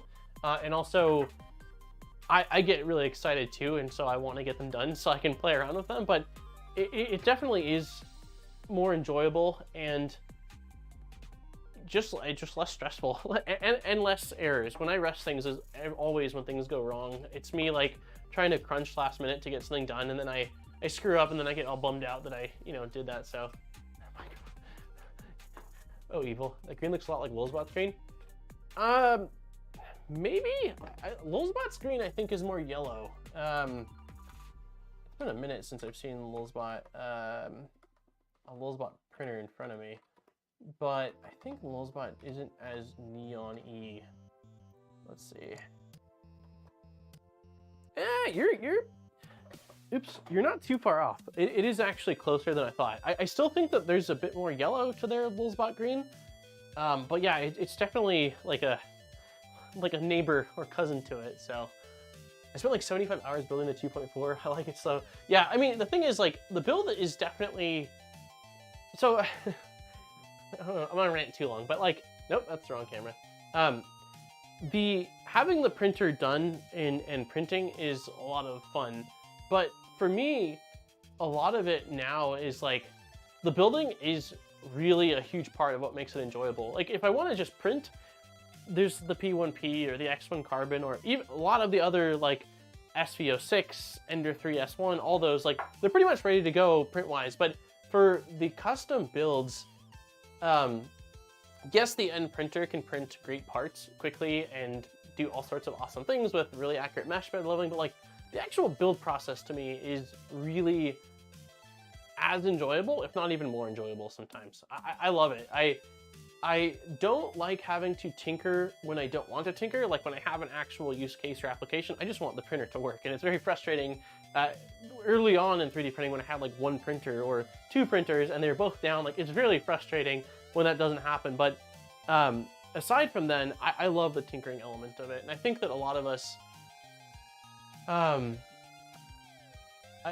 think a lot of us that do a lot of these custom builds also really enjoy the picking out the colors, printing the parts or sourcing the parts, choosing certain things. What mods do you want? Like, it's just so fun. And it's weird. Like, I know it's just a printer, but I have much more of a connection to any of the printers that I've built. Like, the SwitchWire or any of the V0s that we built on stream, there's like memories tied to them. And I really feel connected to the machines versus, you know, like one of the mass-produced machines that I get in and I review it and I test it, like, yeah, I think it's a cool printer, but like, it's a 3D printer. While these ones, there's so much more thought and almost like, I'll use the word like struggle that goes into getting it to where it is, that you feel much more tied to it. And I think almost anyone that's built one of these longer, involved printer builds would feel the same way. I would be shocked if most don't feel that way about them, you know, so. You would have to do every single screw. Yeah, you will love your Rook then. I will build a Rook, Zombie. I won't give any form of timeline because it would be after the Mercury 1.1's done and after the 2.4 is done and after the 0.2 is done. But so it'll be a while, but I absolutely, I find the Rook interesting. And it's been exciting watching it sort of progress. And I imagine that the more time that goes on, there's clearly a following for it, that it will only evolve even more so. And the designer, developer person is incredibly efficient with their 3D modeling and upgrading things. I don't know how they are able to create so much revision so quickly, but it's really impressive. And I've enjoyed just kind of watching, because I am subscribed to the channel, like watching all the different videos that go out. I have a lot of blood and sweat and even maybe tears in each of my Vorons. Exactly. Yeah, totally. You build your own machine, it's more like having a pet. There are struggles and such, but it's so worth it. I agree. I totally agree. And it's another, like, I love 3D printing because of it's such a diverse platform. And there's a lot of people that do not feel that way about 3D printers. They're like, it's a tool for a job. And I absolutely get that, because if you're an engineer or something like that and you are trying to develop something and you just need to quickly prototype things or get proof of concepts, like, you don't want to, like, you don't want that. Maybe, you know, in your hobby, sure, but like at work, you wouldn't want that. So I love that it's just such a different, diverse group that's using the technology and everyone feels differently about it. But for me, I'm a huge, like, geek, and I love the printers. Like, it's so rewarding and frustrating and fun and all the things. So Rook number 40, nice, congratulations. I love my Rooks so far. Yeah, here we go. We've already got like a few Rooks, Rook people in here. actually gives you a more deep understanding of how things work. Absolutely, absolutely. My first 3D printer was not that last little spiel here, and then I'm letting everyone have a wonderful night or day wherever you're at. My first printer was a DaVinci 1.0, so not a kit. And I didn't know anything about 3D printing, no CNC stuff, none of that. I didn't know what stepper motors were, I didn't know what drivers were, I didn't know what, very little stuff, right? And the printer sucked. It broke almost instantly. And I had a lot of experience modding video game consoles from the 3 years prior because it was something I fell into and became interested in. So through that, I broke a lot of stuff, and the fear of failure was much less, and the fear of breaking something was much less, because I knew that based off of, yes, you have to throw money at some things, but like nothing is irreparable really, especially in electronics, right? Like you break the board, you rip the board out, you break a motor, you're like, so I already knew that. But it was one hell of a struggle. I ended up like basically gutting the machine out. So I took the board out, swapped to Ramps 1.4, had to learn the firmware stuff, had to learn the wiring stuff. I shorted a few Ramps 1.4 boards during the process, but I learned so much. And then my second printer build was a Fulgertech i3 2020, which was all the nuts, bolts, hardware, steppers, everything, right? Like there was a PDF, I'm sure I followed a PDF, but like a lot of it was like MapQuest days where like, here's some directions, but like there's gaps. And if you hit the train tracks, you've gone too far type thing. And that was incredibly valuable to me because I learned so much and felt even more confident than when I did the whole board swap, just seeing how the things go together. And when you don't understand things, typically like things that you don't understand in life are intimidating. They're really intimidating, right? Like it's this mysterious thing.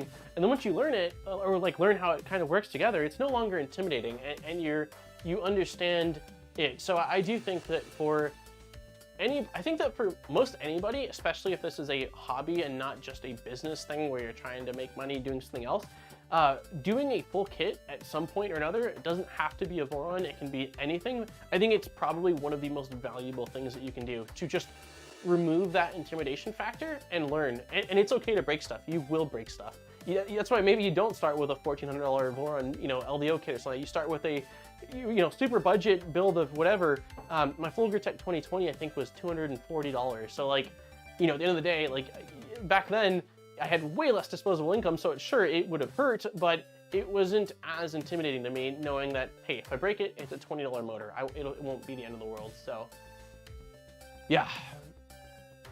So that's my rant. That's my rant for the day, everybody. Anyways, I would call it a win. We didn't get nearly as far. I envisioned this being about twice as long with some LEDs in it and maybe on a gantry at this point. But hey, we got the clockwork done. I had an absolute blast. The silver play button came in, which was a really awesome surprise. I'm definitely gonna take a look a little bit more at it after, but I didn't want to sidetrack too much from the stream. But I hope everyone had an awesome week. Saturday's video is on the Basel nozzle. I've had one for a little over a month now, and I've done some testing on it. I won't say too much more than what I said earlier, but that's what's coming up.